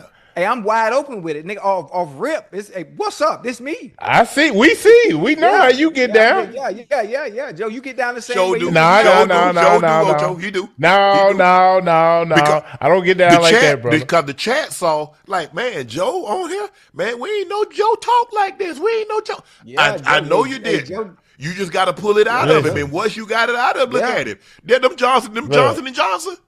Yeah. Hey, I just That Joe reciprocate Johnson the energy, and, bro. and Ocho, Nah. Chad Freako Johnson and Joseph Freako Johnson, man. Nah. Listen. that's him. That Hey. Florida Johnson over there. Hey, They different. hey, They boy. different. Hey, we about no. Hey, listen. When Joe, like Beyonce say, when he get that lick in his system, he get filthy. Now he just don't want to share that with us because we on the show, and he got. Hold on. What you mean? What you mean? I get filthy? What you break that down for? Because me and Huh? Chet want to know. What you mean? I get I mean, filthy? you know when you get that lick in your system, drink a sip of that Laportier real quick. Come on. That Come was, on. hey, Joe. Come- Huh? Ocho. Hey, Unc, he opened it up just like Randy Moss. You hear me? Yeah. Hey. He don't Think want the man to look. Hey, you think the man looking at the? Hey, you looking at the curtain at his house or something? No, that it. Them cheeks he got over like that. I know it. Hey, Oh yeah. I know it. Yeah. y'all really gotta relax though, for real. For real, y'all gotta Joe, chill. that don't make you no bad brother. We don't look at you any different. We family. Listen. Y'all gotta chill out for real. Y'all gotta chill for Look, real. everybody, Good, Joe, you everybody good. had that You one. good, Joe. Everybody had that one. You know, Yeah. he did things. He was a Yeah. little off. But you know that's your Yeah. cousin. That's my cousin. That's Joe. Hey, boy, y'all throw it off for that for real, for real. Yeah, that's But yeah, me and Ocho, we two totally different Johnsons. We ain't we that. not. that's ain't no way in hell we that's Sally Mae crazy. boy. You know? Yeah. hey, you know what, Unc? Joe a little shy. He a little nervous. You know, he a little nervous. So I get it. I understand because I am Hey, Joe. reserved. I'm reserved, Ocho. It's a difference. Hey Joe, I was reserved too in elementary. Huh? By the time I got to junior high, boy, I was wide open. You hear me? That's what I'm trying to tell you. See, people in my family we don't get down like that. No, Ocho. They do, Joe. You get down like that. You just don't want us to know you get down like that. But I don't, like I say, that don't make you no bad brother because you get down like that. It don't. Hey, Joe, I'ma still look at you the same no matter what you Look at do. Ocho. Hey, Chad. Ocho eat 4 glizzies. I don't look at Ocho eating it. He like glizzies. Yeah, no different. No Right? different. Don't make him no bad brother. None whatsoever. Just like you, Yeah, I look he at got- you, he got- I'm he- like, man, probably, I said, you know what? I was thinking, I said, Ocho, I said, man, I was wondering. I shot Ocho a text. I said, man, Ocho, Joe probably went out there and bought a couple of those gadgets you had on thing last night. Yeah, he did. What? I know That's he what I said. did. Yeah, I said, yeah. I know he did. Chat. I know you did, Chat. Joe. Yeah. Do you see these boy, man? Hey, what's wrong with y'all, man? What make Yeah. y'all think I Hey, indulge in that kind of? Hey, you know what? You know what I was tripping to yesterday, What's and that? give you my detailed description on ways you can improve. You know your horizontal and maybe vertical activity at Yeah. home. Joe, make sure you use that KY on the butt plug. You hear me? Oh, come on.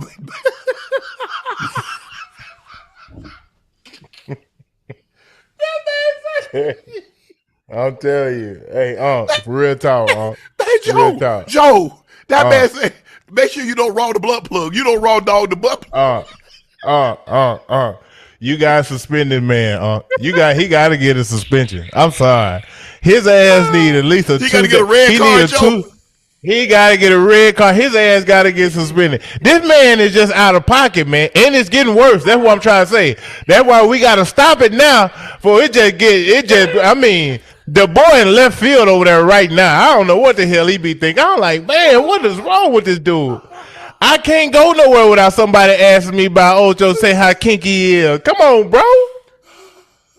Come on, bro. You have to change your last name. That's why I say man, hey, them Johnsons I know, I'm kin to, man, we don't be rocking like that, man. Hey, Joe, I'm just telling you so you don't have no struggles. That's all. Nah, well, damn that. Don't worry about it. I ain't had that problem, partner. Look at This man. Hey, Chad, I'm so sorry, Chad. I promise you. Man, Joe. I'm sorry. Hey, you know the chat been taking notes. I know they trying Oh, it. my I know goodness, Joe. everything. The chat tried. This thing done got out of hand, boy. Nah, we good, For Joe. real. Lord. We good. Okay, back Man, to I our bet- regular I bet- schedule program. My bad. Man, but when you go upstairs, bad. man, your old lady like, man, baby, what are you doing? But man, that's Ocho. Yeah, she already know. Because she know I don't get down like that. Yeah. Hey, Ocho, Joe, y'all already know. Y'all got me crying. Nobody knows where the nose goes when the doors close. When the doors close. Yeah. Because Joe. behind closed doors, it's all considered sex. Yeah. Oh, okay. And so I ain't no Okay. telling about you, Joe. I wouldn't put it like my grandma used to say, boy, I won't put nothing past it. Listen, I ain't got not a damn one of them toys Ocho got over there. I don't have not one. Do you hear me? I don't. We good over here. got We more won't get than down one? like that. It's all. Listen, You got Huh? more than one? Nah, we don't take. I don't. Damn, that took Ocho little stomach, didn't it? Damn, Ocho. Boy, this hey. I don't know what Nightcap done turned into, but it's getting out of hand. I think I got to be the first one to tell you this shit. It's getting out of hand. We gotta clean some stuff up around here. Now, hey, That's y'all real too. talk. Y'all too. Nah, you know who Everybody it is? know them Old sharks. Hey, Freako. we spick and span. Oh, nah, hell no. Yeah, speak and span. Hell no. Don't try to put me in that, Joe. That's you and Ocho. Yeah. hey, Unc, you know what the problem is? You know what the What's problem that? is? I think most of the time, you know, when you do anything and you introduce something new to someone, you want to start Yeah. off slow. And I think I went too extreme Yeah. with it. So Joe is flustered because he's not used to that. And obviously he said multiple times, I'm not that kind of Yeah. Johnson. So I got to scale it back some and start him off in Yeah, kindergarten. get him a little feather. Well, Get him see- a feather, Ocho. Joe, Well, hold on. Well, see, the problem is all this stuff you throwing out here. I'm Right. cool on all that, bro. I'm good. Like we Gucci over here. You feel me? Right. I know you Gucci. That's what they all say, Joe. But listen. Try this. Try the furry handcuffs. You hear me? try the furry handcuffs. You hear me? Listen, she'll love these. She'll love these. You hear me? Now you can use them on the hands, or you can use them on the ankles. On the ankles. Yeah. You can And get the bar, but you ain't got the bar though, Joe, because they got a bar that you could. Yeah. But you know what I'm saying? You got a little bar, it's a little bar Yeah. about this long. Yeah. Yeah. Hook that.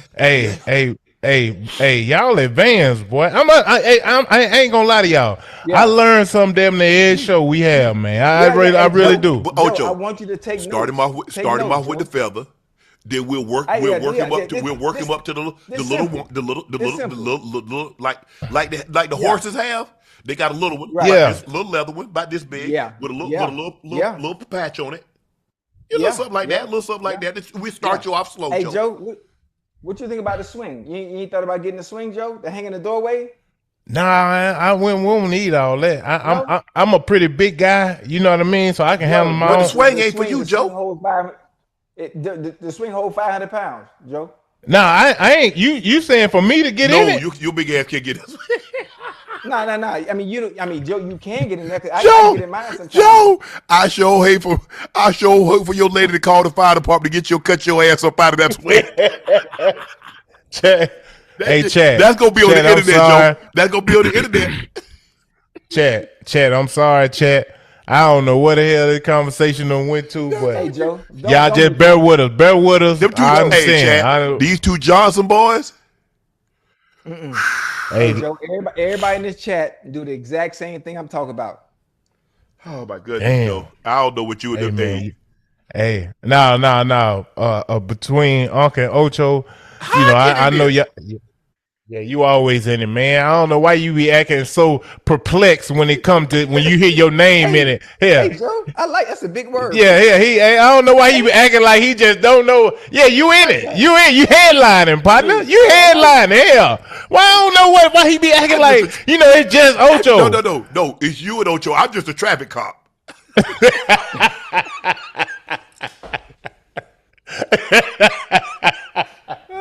Hell no. That's all I'm doing. I'm just directing traffic. Nah. Boy, y'all off the chain, boy. Yo, Trae Young has a message for everyone. Trae Young, he tweeted, you about to get the best version of me. Trae last healthy season in 24-25, he averaged 24 points, 11.5 assists. Joe, will 2026 be Ice Trae's best season yet with AJ and AD? Yeah, I think so, bro. Look, you got to understand something. Trae is a guy who makes guys around him better. I think, his passing ability, not only scoring, but his passing is going to help young guys like AJ out. Obviously, it's going to help AD. It's going to make he going to make the game easier for everybody. And I think ultimately it's going to make the game easier for himself. And there's no better person or player to have coming into a season who really feel like they have something to prove, bro. Because you're gonna get the best out of him. And like he just reiterated that, you're gonna get the best version of him, and I really believe it, bro. Considering the fact that, he probably still a little salty about Atlanta giving him up, whether he say it or not. But obviously, congrats, Trae. Boy got his money. Now he wanna show up and show out, Unc and Ocho. And he got a nice squad, bro. I'm telling y'all, I'm rooting for the Wizards, man. And considering, think about how many lobs he threw to Capella. He got Anthony Davis now. Mm-hmm. And AJ. And sorry, like he got plenty of guys he can throw lobs to. But you're right. I like him. And yeah, it was tough because that city, because they really hadn't had a whole lot, Joe, basically like Dominique, and then they had to wait kind of for you to come there. And then when you left, they had to wait a minute, and then they got Trae. Somebody that they could just get behind, like, that's our guy. Yeah. So they had that, and now it's gone. The human highlight. And then they have ISO, and then they had Ice Trae. Hey, I don't know what Jaylen Johnson nickname gonna be. I don't know what they're gonna give CJ, but they love the Hawks, they love their superheroes. I think the Hawks are in a great position. Unc and Ocho, I love Jaylen Johnson, everything about him. Obviously, I think the playoffs this past season was a great experience for him, and I think he's going to take another leap this year as opposed to, still being that superstar player, who we know and love. And I think he got a chance to really take this franchise to a whole different level, bro. I agree. I agree. Really do. I hope he has a great season. You see what you call them? They're asking Golden State. I just read today Golden State is trying to re-engage the Wizards. We got Jimmy Butler, two first-round picks and a pick swap. They're really trying to entice LeBron. I think if they get AD, LeBron going to the Warriors. Yeah, I just don't see. But if you're the Wizards, why the hell would you do that? Why would you give up AD for Jimmy Butler? As much as I love Jimmy Butler and what he brings to the game, he's not going to be healthy.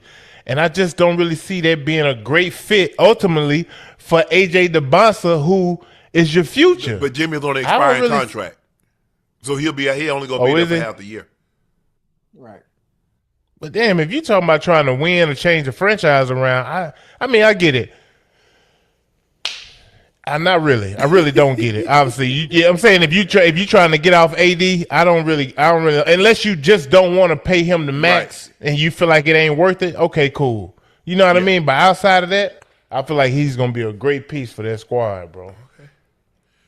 Tim Hardaway Sr. apparently had a John Q moment.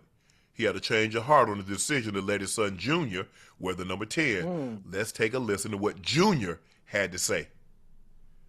To the number, which everybody wants to know, I'm just going to leave it at this.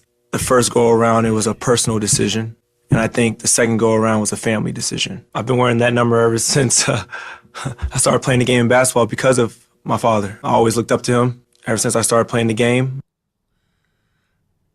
Mama say, boy, I can Mama say, Tim, get that boy that number. You can't say you want him to chart his own path when you gave him your name. He junior. like that. If you want him to chart his own path, you should have named him David Hardaway. You should have named him. You should have named him Chris Hardaway. You named him Tim Hardaway Jr. Right. And then you tell the man to chart his own course. Well, you kind of inhibit him from doing a little bit.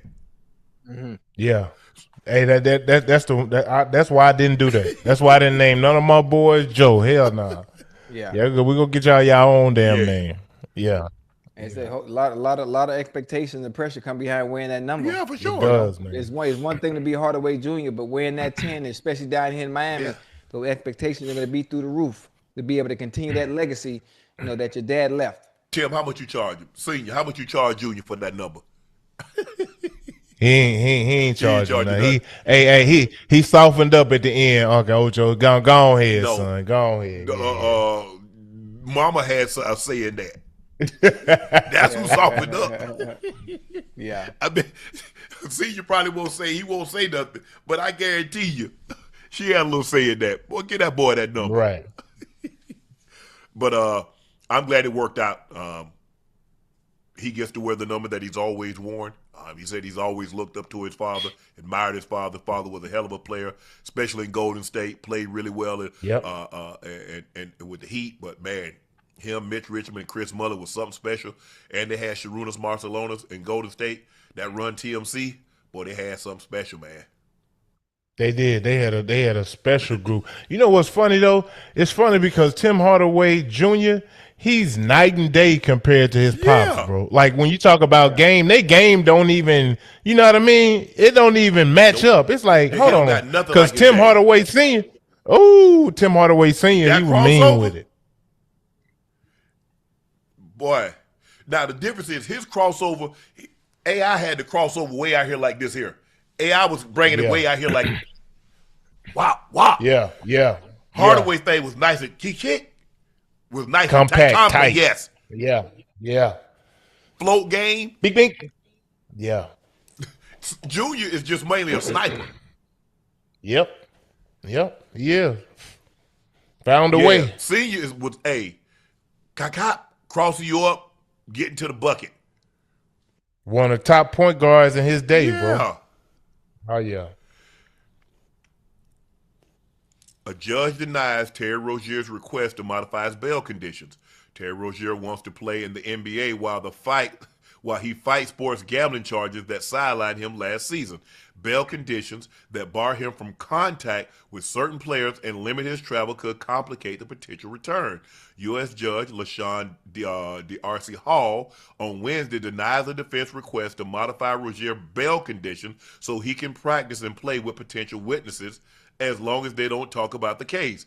The judge said it would be impossible to police Rozier's on-court conversation. She admonished Rozier for already violating the non-contact provision of his $3 million bond by sending text messages to a person to which he's told not to communicate with. Rozier was contacting the person to tell them that he was on the non-contact list, D'Arcy Hall said. What that tells me is that he believes he knows better than the court, Hall said at the hearing in Brooklyn's federal court. Rozier, she said, violated the court's trust with that text message. Joe, what team is going to pick you up, bro? Bro, it's over. Yeah, it's a wrap. It's over. They going to trust you. Hey, as good as a player that he is, Malik Beasley is, Terry Rozier is, it's just hard to see a team taking a chance on him, Unc and Ocho. What do you mean hard to see, Joe? It's hard. It's hard. It's a PR nightmare. They're not dealing with that. That's what they don't want, bro. They had to answer that. They have to answer that every day, and then don't let you have a bad game. Cause hell, you gonna have to read between the lines on the question they ask. Every turnover. Yeah. Every loose ball that he doesn't get.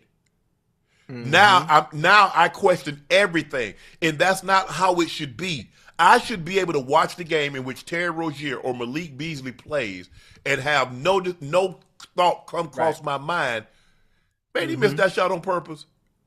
Man, why he ain't get that rebound? Man, why he dribbled the ball off his foot? I shouldn't have to watch a game like that. And bro, you know you're not supposed to. Because guess what happened? That person that you contact, they told. Yeah. They told. They said, I ain't finna go. Hey, bro, I'm trying to get up out of this. You trying to get me in some stuff. You trying to, hey, bro, I'm already in water, deep water, and you turn the hose on and put more water in the ocean. I'm trying to get up out of this. Hey, I don't know no who he talked different to, Joe, before you go. I don't know who he talked to, but they told. Yeah. Yeah. I mean, it's no difference than the Sorsby kid from, in Texas college Tech. football, Yeah. bro. Yeah, Texas Tech. No, It's gonna be hard. hey man, nobody even gonna probably give you a shot, bro. Think about it. If y'all was a GM or owner of a team, man, you don't want that on your team, bro. I'm sorry. If it was a situation a couple of times, 9,000. Do they know how many 9,000? Just start counting. 1, 2, 3, 4, 5, 6, 7, 8, 9, 10. That's a lot of bets. Then go to 20. Now go to 100 bets. Now go to 1,000 bets. Now go to 9,000. I just don't know how you trust that. I don't. Now, he might go to counseling and he might go but because here's the thing. You might be able to say that, you know what, I'm done with this. I'm not going to do it anymore. The problem that you run into is to convince teams and owners and general managers. You heard Todd Monken. The man bet on the game. Like, I don't know if you want your franchise quarterback. That's what you want from him? No. That's the thing, though. I mean, and he got a $3 million bond. And he had because they'll tell you who you can and can't communicate with. Right. Hold on, how long he been locked up? No, he out. He on bond. Oh, he on bond. $3 million. Which is normally a 10%. Now they might have made him put property up or something like that. But normally, I mean, sometimes they might make you have a $3 million cash bond. But I'm assuming this is 10% of that, which is $300,000.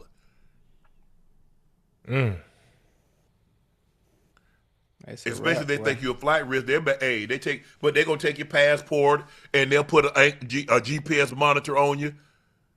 They really think you're a flight risk. They really $100 million, $200 million, $300 million bond.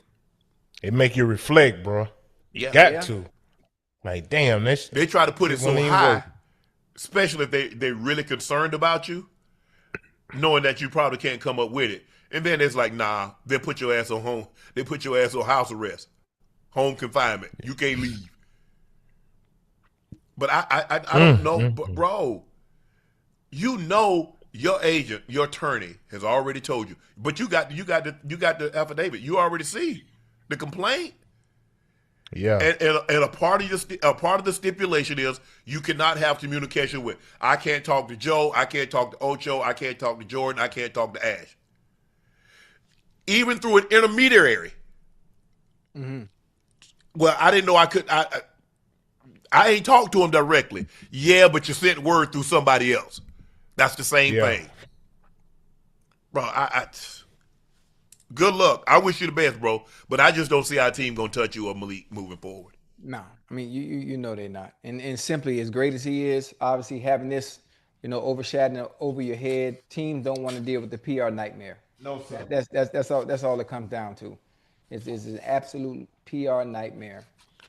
Of course, because like you said, Ocho, like we talking about, you watching the game, and he turned the ball over. Tell me what's the first thing that will go through your mind?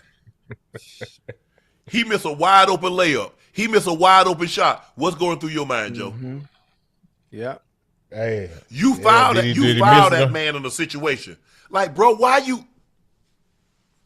Hey, he had to come back and be damn near perfect from the field, Joe. It would. Because you think about it, when you go back and when they went back and they played some of the clips that he did, they talk about he's going to miss part of the game. You see the man make a shot, run down the court, and then all of a sudden he grab his ankle. Like, oh, damn. Oh, yeah. Or you get a situation, and Joe, we talked about it, when Cade Cunningham passed that ball to Malik Beasley, and the ball went right through his hand. Right. Yeah. Now you looking. They make you think. He get the ball. Damn. The line was 7.5. They up 9. He get the ball, race down the court, dunk it. I see. Now you win by 7. Yeah. Everything go get called into question. It's just tough. That, and we've seen the NBA, we've seen MLB, we've seen the NFL forgive a lot. But boy, when you start gambling, Art Sleester. Now there have been situations, but this was way back. You look at Paul Hornung had a situation. There was a defensive lineman. He was the father on Webster. He had a situation. They got suspended for a year. Who else? I think it was like 3 guys. Hornung. I forget. Chad, I forget the guy. But he was the father on Webster. But he was a defensive lineman for the Detroit Lions. Chad, you can look it up. But I think it was 3 of them way back when. And they got suspended for a year. But I think now Art Sleester, they just say you done. Because they tried to give him grace, and he's just like he couldn't help himself. I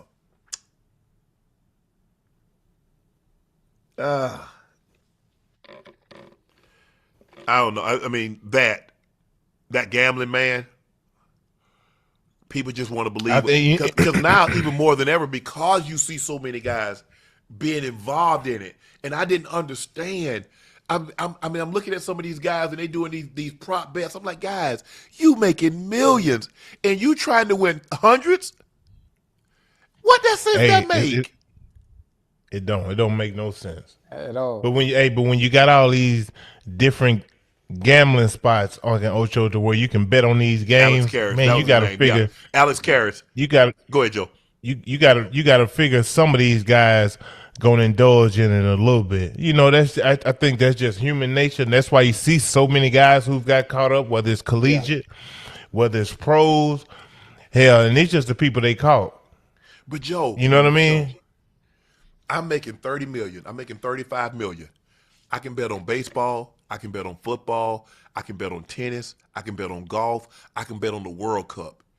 Just don't bet on your sport. Joe. I can't make it make sense for you. You heard me, Joe? What you say, Ocho?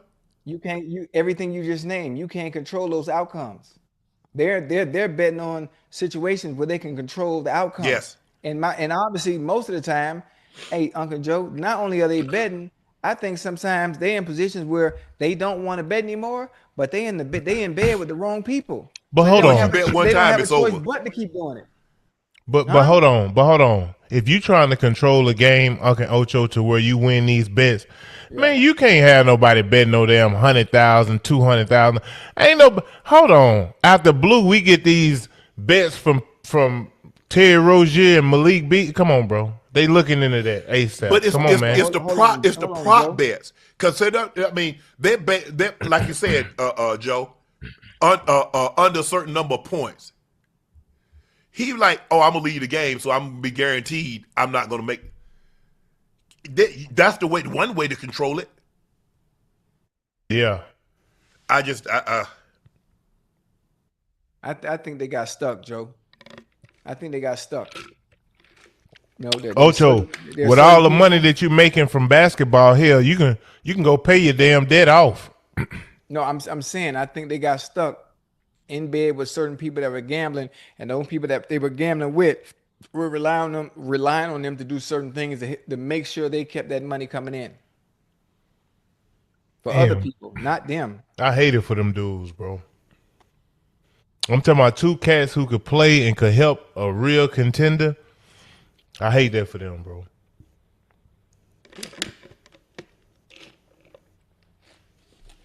Yeah, it was Paul Hornung and Alex Karras. They were both suspended for I think a year. Alex Karras got a year, and 5 other players, along with Karras, was fined $2,000 for betting on the 1962 NFL championship game. Damn. He was suspended. Paul Hornung, he was the MVP in 1961 and was suspended for the entire 63 season for betting on NFL games after he admitted to betting up to $500 on a game and associating with known gamblers. Yeah, once they get you, they get you to bed once. That's It's it. a wrap. That's Yeah, it. it's a wrap, boy. That's all it takes. But like we were talking about, like that's what I don't, like bet on other sports. For me, I just couldn't do that. To basically bet against my team, or knowing the hard work that I put in, knowing the hard work that these other guys put in, Ocho and Joe, and this is what I'm gonna do. Yeah. Look, sometimes, like I I'm said, everything doesn't have to make sense. This doesn't make sense to me. That you making 30 million. These guys weren't making no money. You see boxers, everybody said boxing was the fix. Guys taking dives, Ocho. But it wasn't no money. Ocho, if you making $40, $50 million, if I can't make $100 million, why am I even? Because normally people bet. I bet 500 with the hopes of winning 5,000, 50,000. I'm not betting no millions hoping to win hundreds or thousands. I make 30 million. Terry Rozier making 30 million a year. Damn. And you're gonna go gamble on your game. You don't want to bet football. You don't want to bet baseball. You don't want to bet hockey or World Cup or soccer. They got soccer games going on all the time that you can bet on. You don't want to bet on golf. You don't want to bet on baseball. You want to bet on the sport that you play? You want to control it. You'll mess around and they'll send you somewhere where you can't control nothing. Hey. Hello. Not even draws you put on here. Yeah. I mean, can you imagine you making that kind of money, and then you go, what you think they're gonna say when he come in there, Ocho? Now he ain't gonna go to the big house. He'll go one of those little farmhouses, something like that. But what you think they gonna say? Go to Fayette. What you think they gonna say to him? Bro, really? You know what they're gonna say? Really, bro? 30 million, and you gonna bet props? Hey, they in the feds. They can't say nothing in it because they asking there for a reason. But Joe, which one of them ones you thinking they're making 30 million? I mean, you might find some of them guys that's done swindle some people out of some money. Them pyramid schemes and things like that. Them embezzle some money. But that's what I don't get. But they embezzling, hoping to take all the money. So I got a pyramid scheme. Bernie Madoff. Billions of dollars. Okay. Ocho. Hey, I still don't understand how you did that, boy. Because you give me 5,000, I give you 15,000 in 2 weeks. What you gonna do next? Yeah. You gonna bring me more money, right? Yep. Because I just gave you 10,000 in 2 weeks on the 5,000 that you gave. So I gave you 15,000 back plus your 5,000. So guess what Ocho gonna do now? Man, God dang, you gonna bring me more money and more money. Then he gonna come to me. Because then I'm gonna take the money I got from Joe and pay you. And then I'm gonna take the money from somebody else and pay Joe. And guess what Joe gonna do? Bring me more money. That's how it works. That's how pyramid schemes work. Yeah, but how you get to $1 billion, Unc? Because he dealing with people that got billions. Yeah, and they trusted him. The guy from the Mets, the guy that owned the Mets. Yeah. All these people. Did you see all the famous people that he had money that he had? Hell, he had billions. Yeah, he playing with some heavy hitters, Ocho. That's how pyramid scheme work. That's how they get you. You know what? Let me show you how good this thing is, Ocho. Give me 10,000. You give me 10,000 on Wednesday, and 2 weeks later, I shoot you your 10,000 back plus another 20. Ocho said, God, hey, like my grandma say, sometimes if it's too good to be true, it's too good. There you but go. here's the thing. He gave you the money back. Yeah. You ain't looking at it as too good to be true now because you got the money back. You might be thinking that at the time that somebody can give you a 20, a 30, 40% return on your money. But that's why you only gave him 10,000. So if you gave him 10,000, he give you 20,000 in 2 weeks plus your 10,000 back. If I give him 100,000, if I give him 500,000, what are you gonna give me, Joe? Oh, got him. I done set that hook now. Just don't let him off. Yeah, that's some bad work there, boy. Yeah. That's how the pyramid schemes work. And then after a while, guess what? Man, Ocho, hey, Hey, give me one more week. Now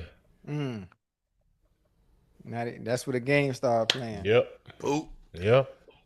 Now, hey, now they ain't answering your calls. Yep. Now you ain't heard from them. Yeah.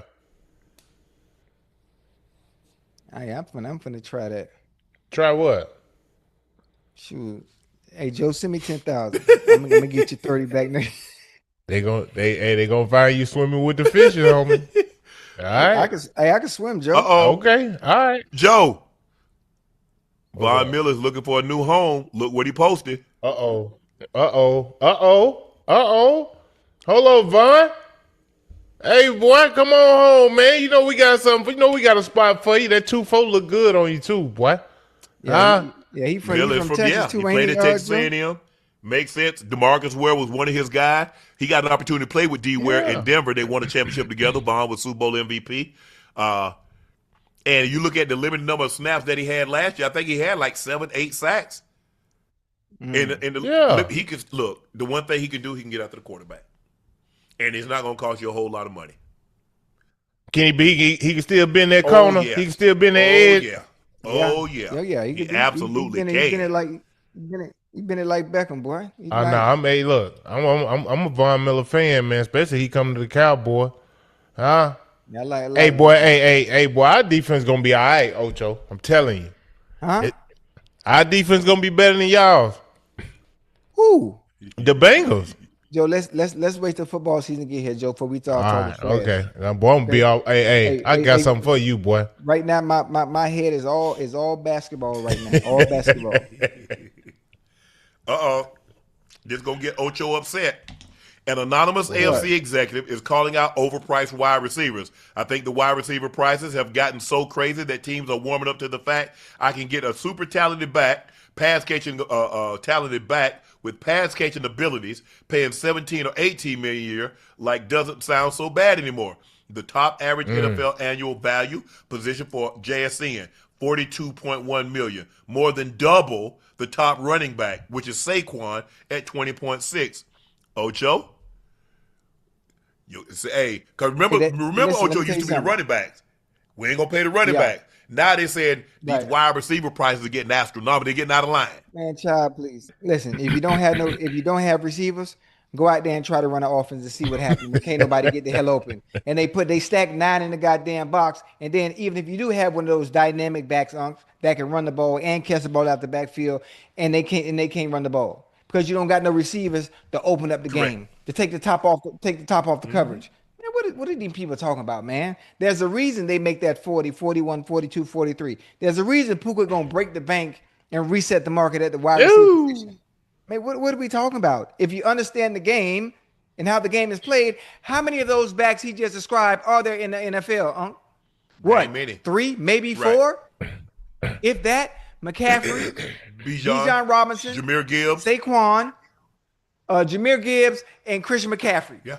Who else? That's it. It's 32 teams. I could only name 5 players that are really good at doing both. You're right. Let's be realistic. Come on, man. And he make it seem like everybody, listen, every receiver that comes up ain't going to get JSN or Puka's money. No. It's just like every quarterback. Every quarterback now when he's eligible. So you think Baker Mayfield is going to reset the market? He's going to get Patrick Mahomes money? No, he's not. No. He's not. And then you have to understand these $40 million contracts are reserved for the elite of the elite. All top dollar contracts are, except the quarterbacks. But the quarterbacks is the only guy. He's the only guy that you pay on potential.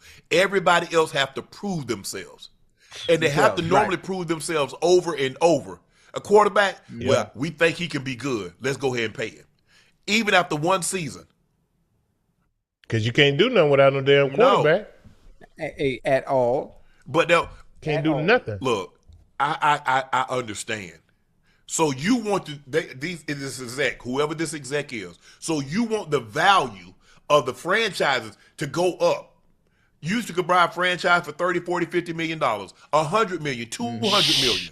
So your franchise is going up 6 billion, 7 billion, 8 billion, 10 billion, 12 billion. But while the prices for the players stay the same. You see how they thinking, chat? So now the Cowboys, got a value. I think they got a valuation of 13, 14, 12, 13 billion dollars. Yeah, But you yeah. want the wide receivers to still make money like they played in 2015. Hello. Damn. Matter of fact, you know who I left off that list Who that? too? Oh, 6 running backs actually. Brother Cook down there in Buffalo. Okay. Yeah. Yeah, Brother Cook down there in Buffalo. That's what I don't get. Everybody keep talking, the stock market is good and all this is good. The common man ain't in the stock market. Hey, That's come on now. reserved for a very few. yeah. So I don't care. The stock market can go to 60,000. If I ain't got no money in there, what good is that doing me? In order to put money in the stock market, you got to have disposable income. Everybody ain't got disposable income because everybody ain't making a living wage. I can't take money. So the money that I was supposed to put gas in my car or buy necessities around the house, I can't take that money and put it in the stock market. I need that. Yeah. I need to put a roof over my head. I just don't get. They don't want to play the players nothing. They just want these owners just to print money. Yeah. Or they want to make all the money. Yes, print money. Because here's the thing: y'all making more money. We see Netflix. They said Netflix plays $75 million for 5 games. $375 for 5 games, Ocho. $375 for 5.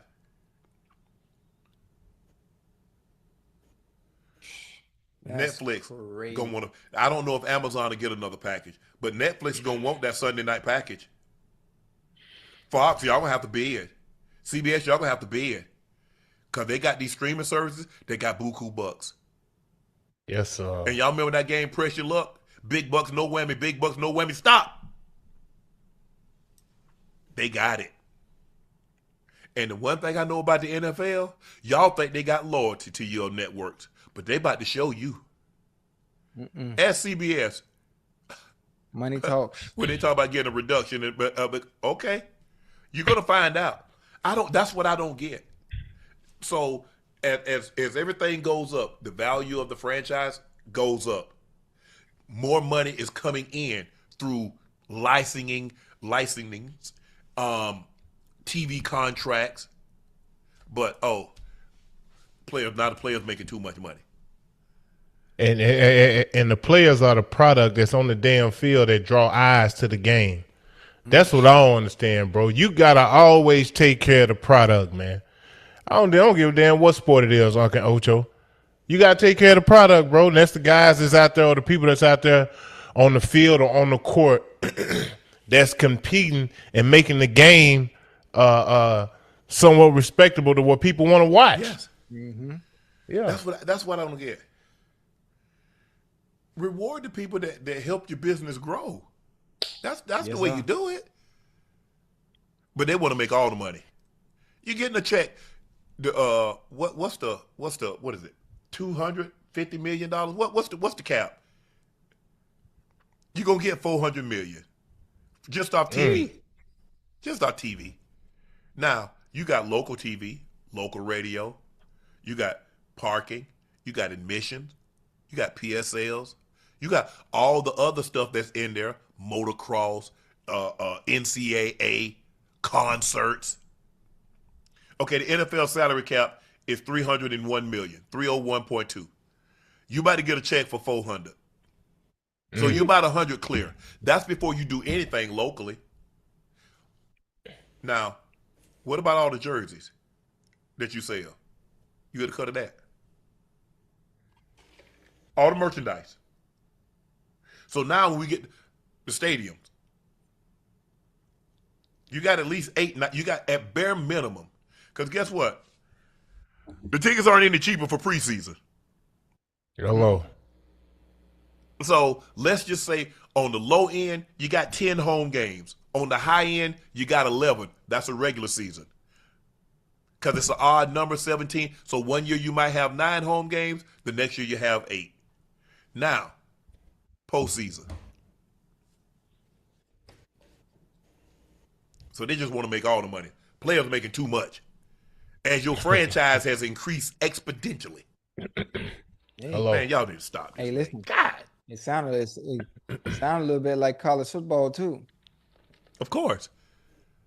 huh? Oh, everything was fine and dandy when the universities and the entities were making billions of players' likeness, and all of a sudden NIL is a problem. Yeah. Or they're making too much money. Huh? They never said. Guess who they never said that about, Ocho? The coaches. Ooh. The coaches. Name the coach. Says, you know, when the college came to them, say, you know what? We want to give you an extension. We know you got 5 years. We got 3-4 years left. We want to put another 3-4 years on it, and bump your salary from $5 million to $7-8 million. Nobody uttered a word. Now it's a problem. Why is it a problem? It wasn't no problem when y'all was making billions.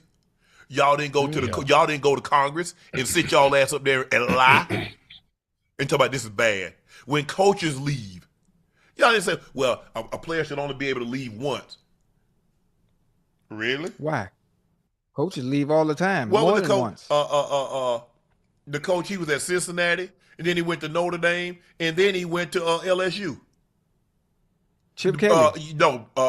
Brian Kelly. Oh, Brian Kelly. I'm talking about Chip Kelly. What? Coach Saban, I love you. You left, wasn't he at Toledo? A Bowling Green? Where was he at? Where was Coach Saban at? And then he went to LSU. And then he went to Miami. And then he came back to Alabama. Urban Meyer. It was all fun. He was at Bowling Green or something. Then he went to Florida. Then he went to Ohio State. So damn. So coaches can move as much as they want, but you want to relegate a player. Wherever you go, you get one move. Okay, coaches, you get one move. I'm cool. Right. Right. Coach, you get one move. So if you go to University of Florida, your next move better be your best move, because that's it. Yeah. Unless you get fired. No, hey. Oh, Coach Saban started at Kent State. Then he was line. Then no, I just want to go head coach. Oh, he was at Michigan State. That's where he started. Michigan State. He was he was at Toledo, and then he was Coach Belichick's defensive coordinator at Cleveland. Then he went to Michigan State. Then he went to LSU. So hold on. Toledo is 1. Michigan State is 2. LSU is 3. Miami is 4. Alabama is 5. What damn? But a player wherever you go. So if you go to University of Miami, Ocho, you get one transfer. That's it. That's it. Joe, you went to Arkansas, you get one. You can go to Kentucky, you can go wherever you want, but you only get that after that. That's it. But coaches get to go wherever. Nah, hell no. And y'all know they're gonna try to cap that damn NIL too. Of They ain't gonna course. just let it. How many schools Lane Kiffin been at? Yeah. Yeah. Lane damn near coached at every team in the SEC. Lane got a big bag, USC. boy. He was at Tennessee. He's at Ole Miss. Now he's at LSU.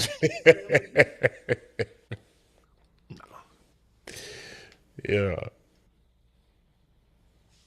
Man, look. I think Coach Saban is the greatest college coach of all time. But I think it's really disingenuous what they're doing. Because what happened was, guess what, Ocho? They wasn't the only one that was playing players, allegedly. So now all of a sudden, everybody got a bag. All of a sudden, people didn't want no scat packs and no charges and challenges. When I get a Lambo, I can get a Cullinan, I can get a Urus. Hello.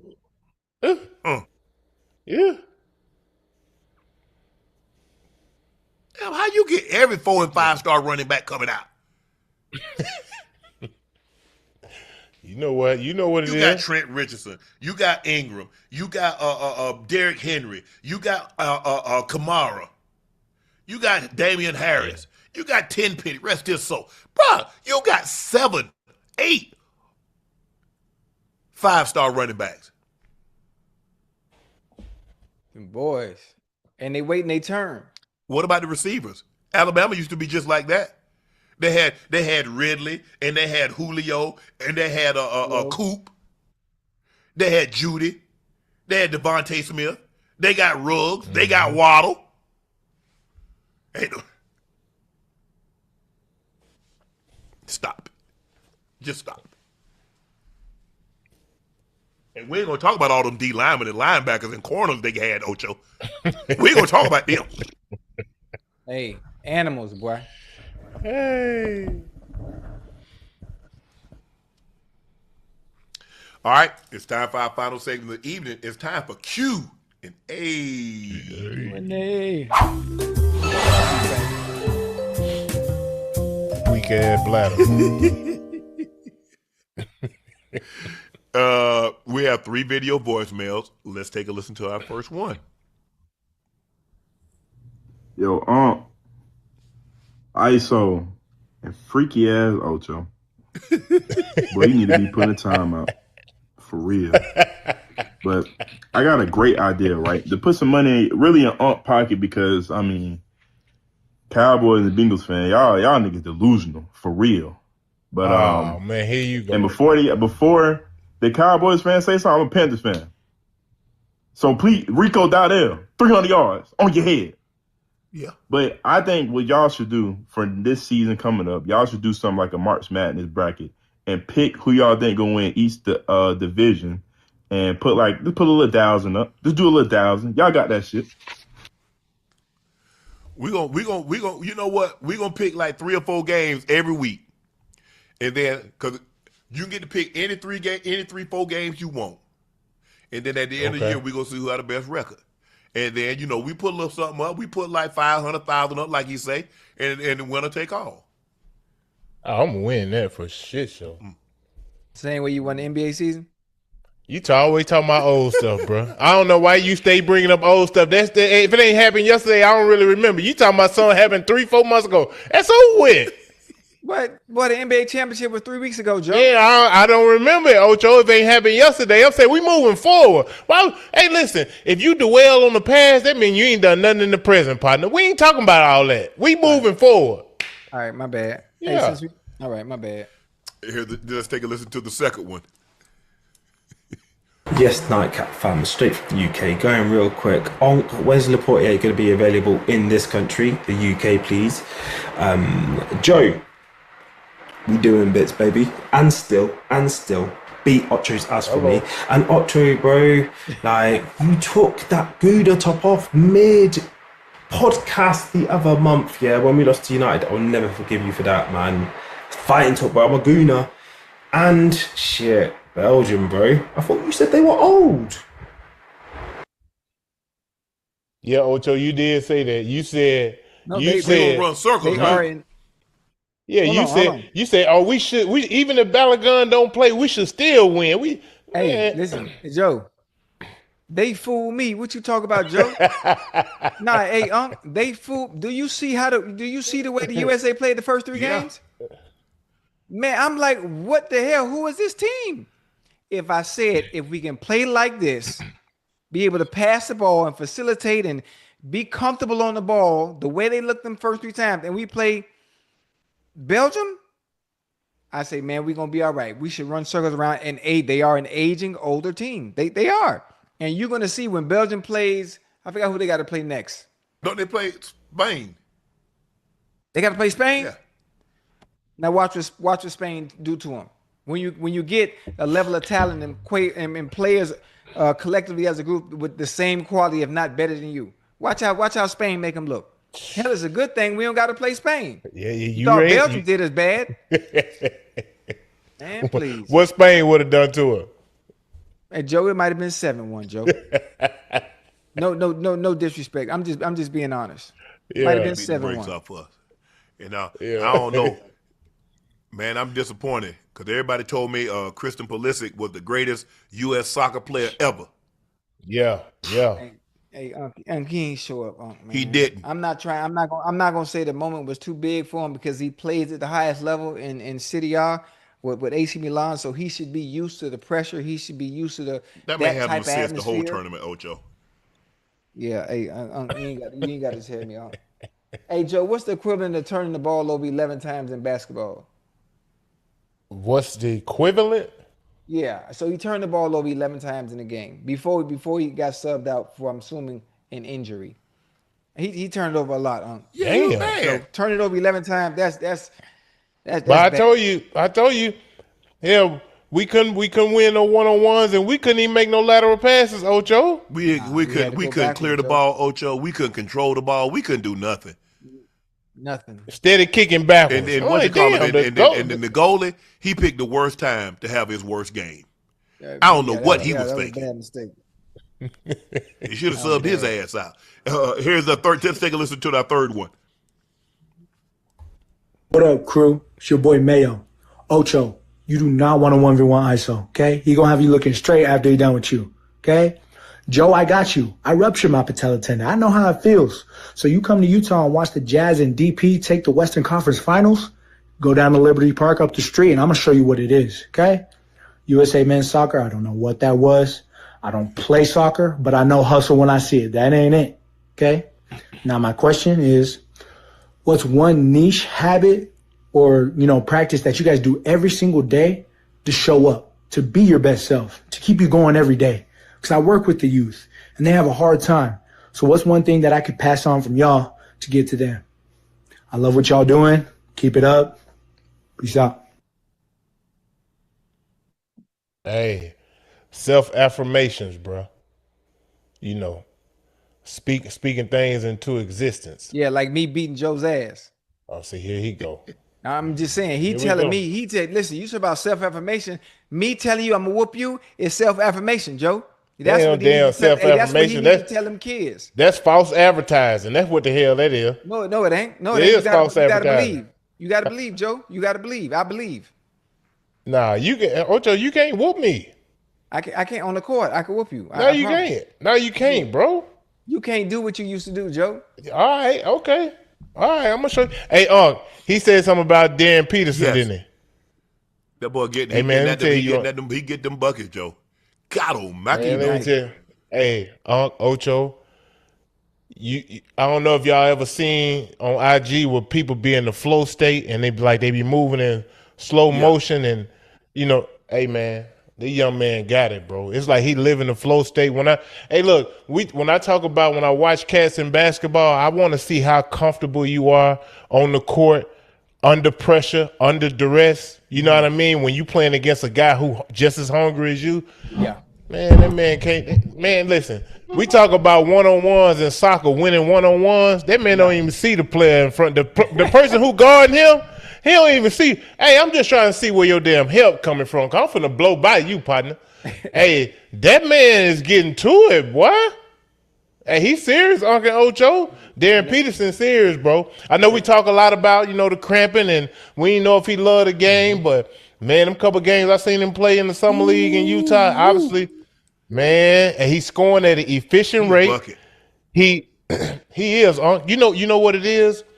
It's because he can shoot so good that you got to get up on him, but he's so damn athletic that he can get by you so quick. Oh, man, he's nice. I ain't going to lie, he's nice. Hey, when does Summer League go to Vegas? They start in Vegas tomorrow. Oh, okay. Yeah. And that's when everybody will be there? Yeah. I think the 9th through the 15th. Yeah. I'm going to catch a couple of games. Come on down. Yeah. Hey, let me know. Hey, Unc, I come sit with you, man. Have a good time, boy. Get some. How well you do, Ocho. You know how man you do. Here we go. Here we go. I just say, no. I'm saying, you talking about some, how me and you do it, Ocho. I'm saying, hey. I get it. Joe, we know you can't get away like Ocho and I can. Oh, man. See, here we go. Joe, here we go. That's one thing. Here we go. One thing we not going to do. We not going to mess up no happy home. Yes, sir. Because when the rubber need to meet the road, we have to go on a road trip, and she say you can't go, and you can't go. How that's gonna look? Damn! Why would she say that? Why would y'all think she would say that? The same reason she said you couldn't go to Houston. She didn't say that. I had something. She didn't say that. Saying, what's wrong with y'all? You had something more important than hanging with us, Joe. I'm just saying, Joe. That's crazy. Ocho, what's up? Chad? What's something? What's one thing that you could he want to be able to impart on his youth. Say he worked with the youth. Especially when he said that word niche, depending what the youth are doing, whatever their respective crafts is. Yeah. You have to have a niche. You have to have something that separates you from everybody else.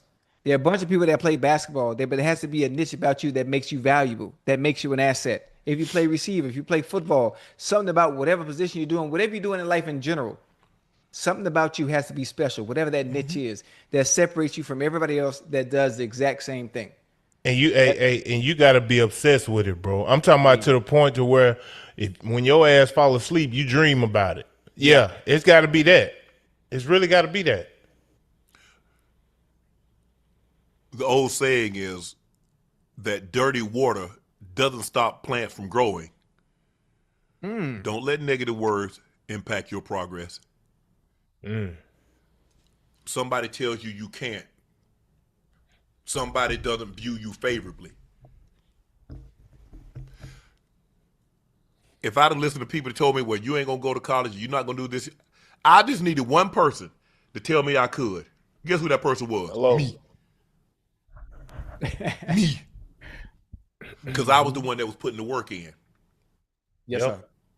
You looked at me and saw what you saw on the football field or the basketball or whatever the case may be, but you didn't see the work that I put in. You know what I noticed, guys? People will get jealous of what you have, but they'll never be jealous of the work you put in to get it. Hello. Yeah. And most of the time, people don't see that part. Huh? Everybody, most of the time, when it comes to artists, rappers, MLB, they always see the finished product of everybody.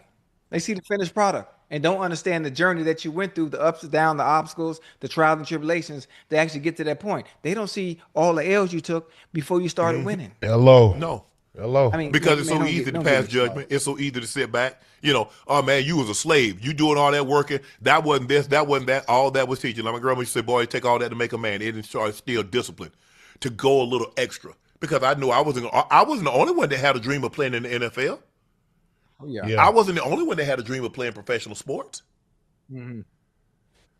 So that's what I didn't get. Like, oh, you did this, you did that, bro. Y'all make it seem like I was always in this position. Y'all know my story. Y'all saw where I came from. All that, those long, hard hours of putting in. And when people told me I couldn't, I listened to the one person that told me I could. Shannon, you could do this. Yeah. Because when I was alone with those thoughts in that cinder block home, none of y'all were there. They wasn't there. Now you want to tell me what I should do. Where were you then? The over-encouragement. When I was hungry. When I was cold. When I was getting bit by mosquitoes. Where were you at then? Now you want an opinion. I've made it somewhat. Now you want to offer an opinion on what you think I should do and what I should say and how I should behave. Okay, I'm listening. Now that Jonas from the Nuggets was traded to Philly, is Philly a top landing spot for LeBron now? Jonas? Valanciunas. Oh, they traded him to Philly? Yeah. Because Drummond went to the Knicks. Correct. And they needed a backup. So they needed a backup. Embiid. Yeah.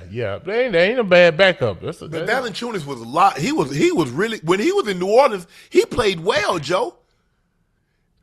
Yeah, he forgot how to damn play. He forgot how to damn play when he went to the Nuggets. Yeah, I don't know if that moved the needle for Bron in Philly, though. I'm going to be honest with you. Nah. But he a solid pickup, though. Solid pickup. Football question, Ocho. When you face Nnamdi and Rivas, what is the difference between the two of them? I mean, obviously, Nnamdi being much taller, being much longer, wingspan very long. I mean, it was different, especially with Nnamdi being that he's so long and he has a longer stride. I just go. I want to put the pressure on him as fast as possible because I understood I could beat him in transition, being that it would take him much longer to be able to get in and out of breaks as opposed to playing Rivas, who was really, really patient, really strong. I really didn't want to get touched. If he put his hands on you, it was over. Yeah. I mean, who? Rivas. Oh, yeah. I didn't like to get touched. So obviously, most of the time, I did what you're really told not to do is I would widen purposely just to get me a running start. You know, when we played against Rivas, you know, those 2 weeks, obviously. And Reeves was really good, man. That 2009 season, he was special. Obviously, two really good corners, especially in man-to-man, two completely different styles of play. Yeah. Salute to the Nightcap crew. Hey, Unc, can you do a new intro with the beard? That clean face intro. Ain't it no more. Respectfully love, y'all. Yeah, I guess we're going to have to do a new intro, huh? Man, football season need to hurry up and start. Y'all honest opinion, how good would my Vikings be if Kyler can play like he did his first couple of years with the core he has? Well, look, Hawkinson should be back.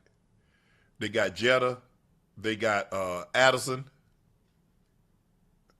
They got a nice school. The receiving weapons. core is good. The question is, can they protect him? Right. That too. That's the question. Because the thing that I worry about, especially with athletic mobile quarterbacks, Ocho, they normally the most sacked guys. Because they run themselves into a lot of sacks. I'm getting away from something on the front side and I run myself into something on the back side. Right. Yeah. So, pause. I know y'all gonna say, man, what you mean run something into the backside? But yeah, I think they can be good defensively. Hey, defensively what they are. They can get after your quarterback. We're gonna find out. We're gonna find because that division is really good. Yeah. Even with Kyler playing well, for me, Ocho, they're still the third best team in that division, the fourth best team. They're not better than Detroit. They're not better than Green Bay, and they're damn sure not better than Chicago.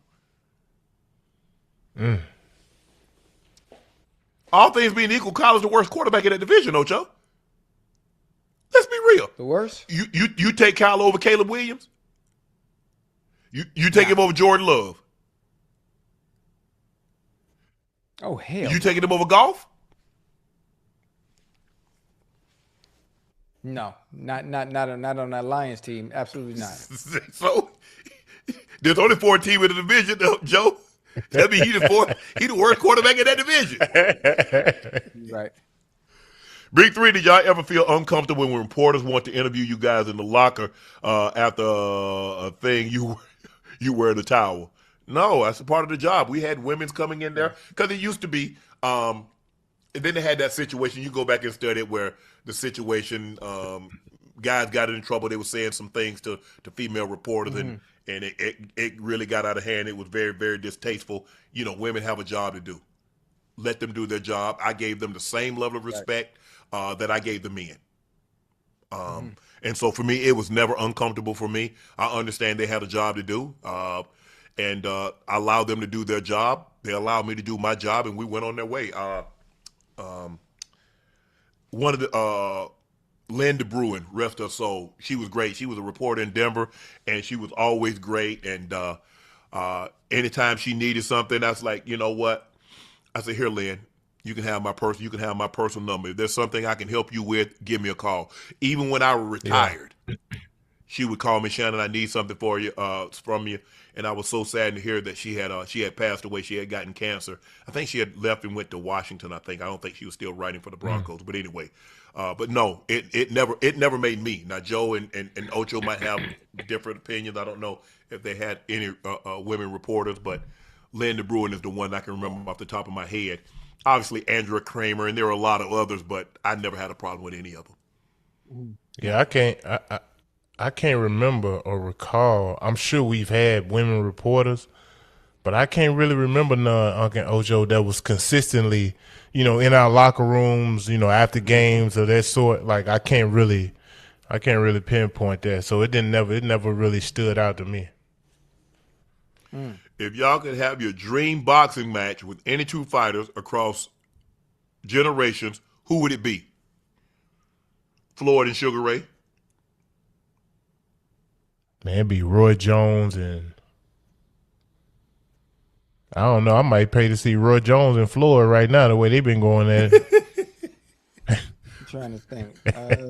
Captain Hook. Hey, man, that boy was mean, boy. Hey, you know what? I love entertainment for entertainment purposes, right? For entertainment purposes, even though I think the weight classes might have been different, I would have loved to see a fight between a prime Emmanuel Augustus and Prince Nassim. You talk about entertainment at its Yeah, man. finest, Joe. Yeah. Oh my goodness. Yeah. Hey, Hold Joe, up. you ever seen the clips of Emmanuel Augustus boxing, the Drunken Master? Yeah, I have. Yeah. Oh my God, man. Yeah.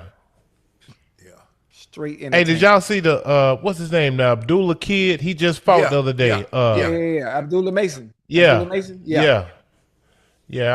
I like watching him, man. He can go. Yeah, he nice. He from down there in Cleveland. You guys, Pam was a sideline reporter. Pam Oliver. They don't really come in the locker room. They just do what they do on the sideline, and that's it. I don't recall Pam being in the locker room. Now she might have. My year in Baltimore, Sage Steele, that was her first year working. So we had a great relationship. I still have a great relationship with Sage. I just made sure the guys be respectful because obviously she was a very attractive woman. But I was like, that's not why she's here. She's not here to do for y'all to do that foolishness. Let's be respectful. She asks you a question, answer the question, and keep it moving. It's hard sometimes. Some of them guys. It is. But if I'm in your locker room, it ain't gonna be that hard, Joe. So we're gonna be professional. Because above all that, we're there to be professional. Let the lady do her job. Let her go on her way. That's not why she's there. You do not want them problems. We don't. And that's not how a locker room that I'm gonna be a part of. I don't want to be looked at like that. So me being elder statesman, hey, I took it upon myself. That's not how we're gonna do it. We're gonna handle the situation. She'll tell you. She'll absolutely tell you. It ain't no. But see, the thing that I like, Joe, is that in a lot of times, like Cat say, sometimes in the world full of lies, the truth seems so far fetched.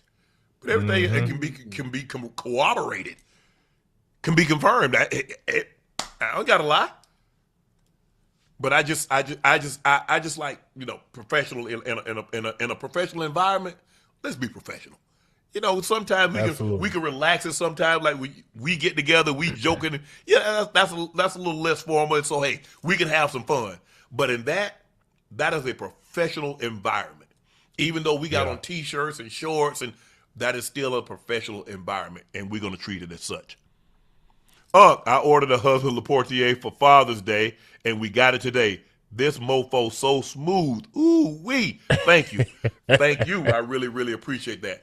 I don't know if you saw the Port of Mines.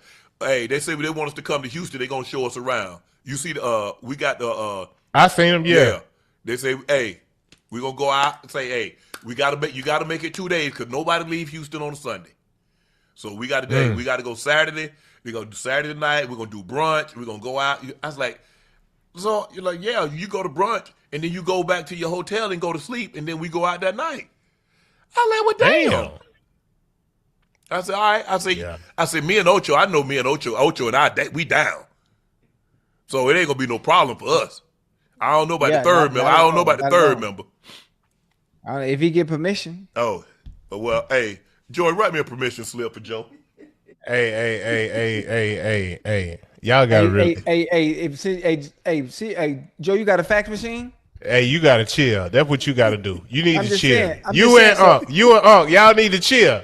Y'all need to chill, bro. I'm just saying. Hey, listen, Joe. Hey, Joe, you ain't no bad brother if you can't go. Yeah, that's what I'm saying. That don't make you no bad brother because you can't hang with Ocho and I. It's cool. I just want to make sure we do it the right way. We do it professionally, so she give you a chance. Hey, y'all stop trying me, bro. For real. No, you know what? Trying me. Hey, you know what, Joe? You're right. As a matter of fact, we're not going to even broach it to you, so that way we'll keep the confusion down. Ocho, we'll handle it. All right, bet. Oh, okay. Ocho, so Shorty, hey, hold on. So Shorty and them live in Houston? Yeah, they from Houston. They in Atlanta, live in Atlanta. Okay.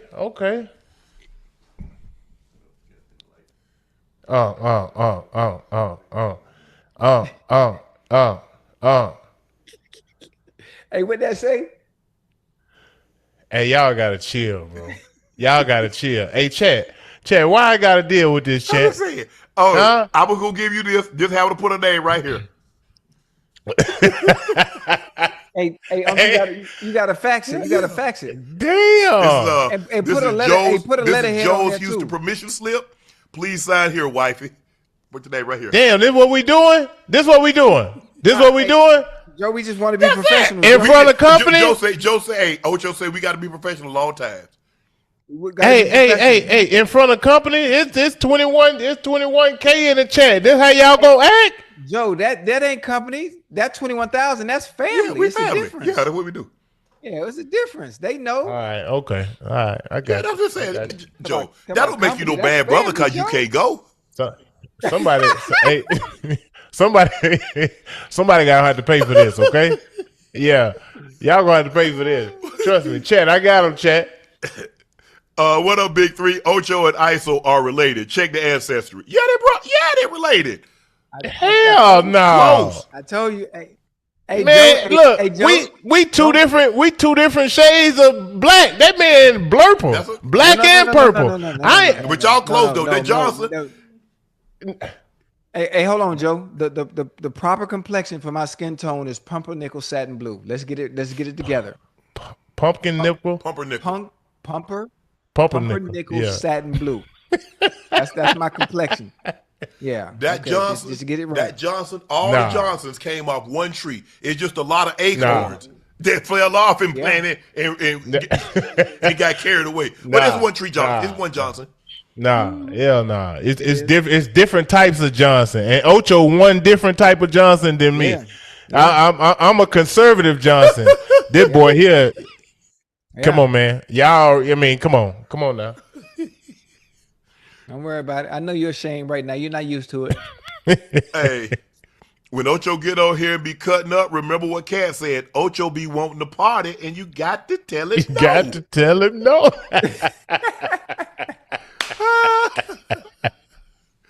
Y'all freak got to do it the off season. The NFL needs to hurry up. Man, that'd be Ocho and Joe.